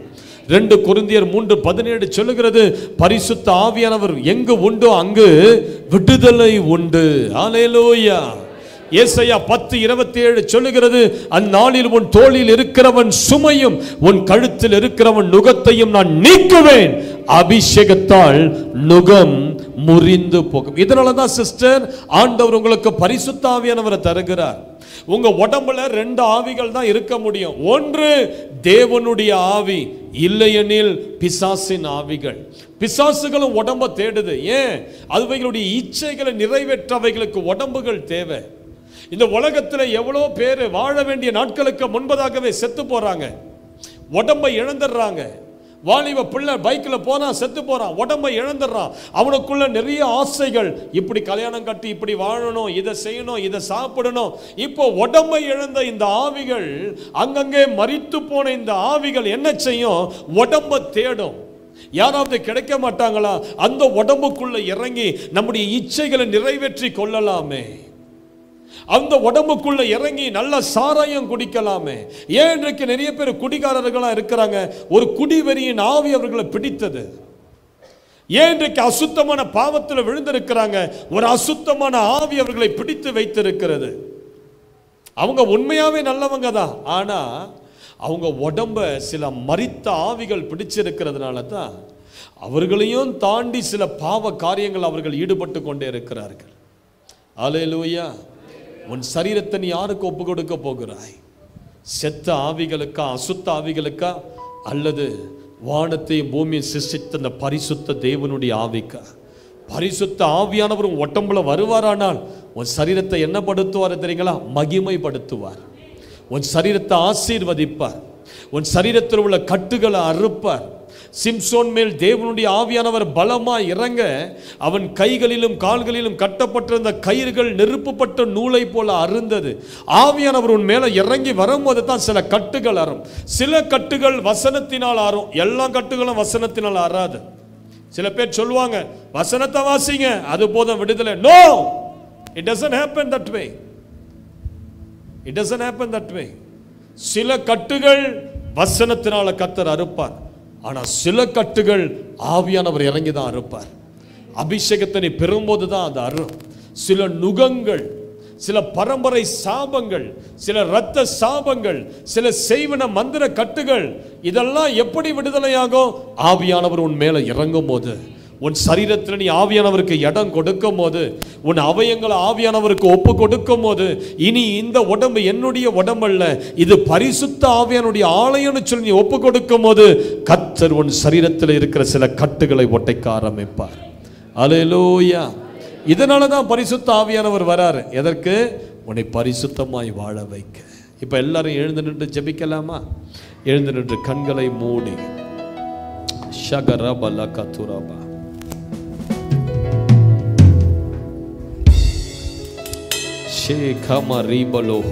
ஒரு 2 நிமிஷம் நான் ஜெபிக்கிறேன். 2 நிமிஷம் எல்லாரும் கண்களை மூடி, ஆண்டவரே, இன்றையிலிருந்து நான் பரிசுத்தமாய் வாழ, தலைமையில கைகளை வைத்துக்க, இன்றையிலிருந்து நான் பரிசுத்தமாய் வாழ, இன்றையிலிருந்து பரிசுத்தமாய் வாழ என் மேல் அந்த கிருபையை ஊற்றுங்க, என் மேல் கிருபையை ஊற்றுங்க. ஆண்டவரே, இன்றையில இருந்து நான் சத்திய வசனத்தை வாசிக்கவும், சத்திய வசனத்தை வாசிக்க, வேதத்தை எடுத்து இரவும் பகலும் தியானிக்கவும், வேதத்தை எடுத்து இரவும் பகலும் தியானிக்க எனக்கு அந்த கிருபையை கொடுங்க, எனக்கு கிருபையை கொடுங்க. இப்போ என்னை இயேசுவின் இரத்தத்தால் கழுவுங்க, இயேசுவின் இரத்தத்தால் கழுவுங்க. எனக்குள்ள கிரியை செய்கிற எல்லா மாமிச இச்சைகள் என்னை விட்டு அவைகள் வெளியே புறப்படட்டும். என்னை விட்டு புறப்பட்டு எனக்குள்ள கிரியை செய்கிற சோதனைகள் எனக்குள்ள கிரியை செய்கிற சோதனை இயேசுவின் இரத்தத்தால் அழிஞ்சு போவதாக. இயேசுவின் இரத்தத்தால் அழிஞ்சு உங்க இரத்தத்தின் வல்லமையை மூடுவதாக. உங்க இரத்தத்தின் வல்லமை மூடுவதாக. உங்க இரத்தத்துல இருக்கிற அந்த அக்கினியை நிரப்புவதாக. உங்களுடைய இரத்தத்துல இருக்க அக்கினியை நிரப்புவதாக. ஆண்டவரே, ஆண்டவரே, என்னை பரிசுத்தமாக்குகிற அந்த இரத்தத்தை உங்களுடைய பரிசுத்தமாக்குற உங்க இரத்தத்தை என்னுடைய தலையின் மேல ஊற்றுங்கப்பா. என் தலை மேல் ஊற்றுங்க. என் எலும்புகள், என் எலும்பு, நரம்புகள், நரம்பு, உயிரணுக்கள், ஒவ்வொரு அவயங்களுக்குள் இயேசுவின் ரத்தம் இறங்கட்டும். இயேசுவின் ரத்தம் இறங்கட்டும்.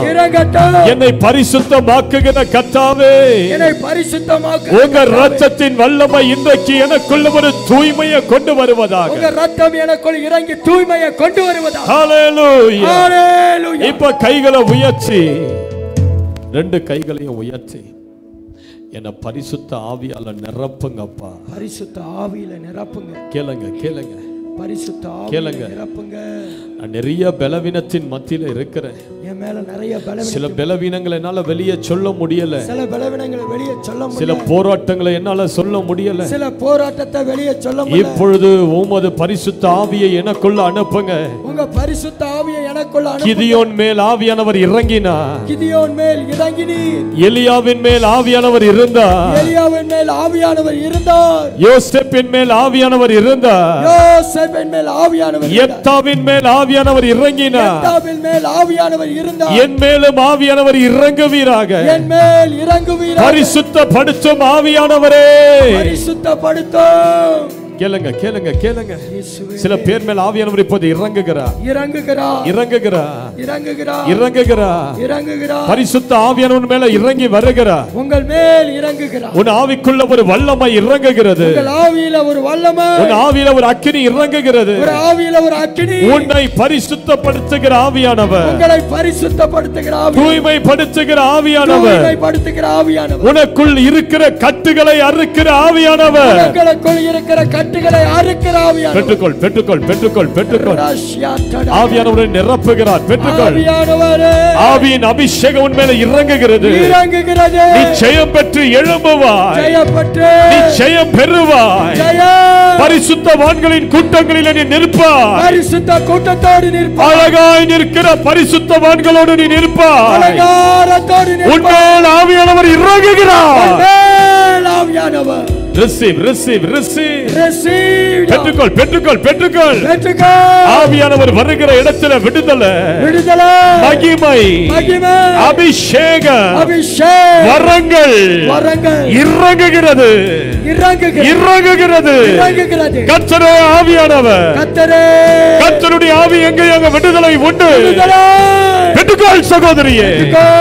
ஆவியானவர் உன்னை நிறைக்கிறார், நிரப்புகிறார். உன்னை அடக்காத, விட்டுக்கொடு, விட்டுக்கொடு, அடக்காதீங்க, விட்டுக்கொடு, விட்டுக்கொடுங்க. உன்மேல் அக்கினி அபிஷேகம் இறங்குகிறது. அக்கினி அபிஷேகம், தெய்வத்தின் வல்லமை உன்மேல் வருகிறது. தெய்வத்தின் வல்லமை இனி உனக்குள் தேவ சாயல் எழும்புவதாக. தேவ சாயல் கர்த்தருடைய தொடுகிறார். கர்த்தர் தொடுகிறார். ரபக தரகொட்டோரோ ரதததியாந்தர திரகட தரகட தல்லபரகட துரா ரபஷதரியாந்தர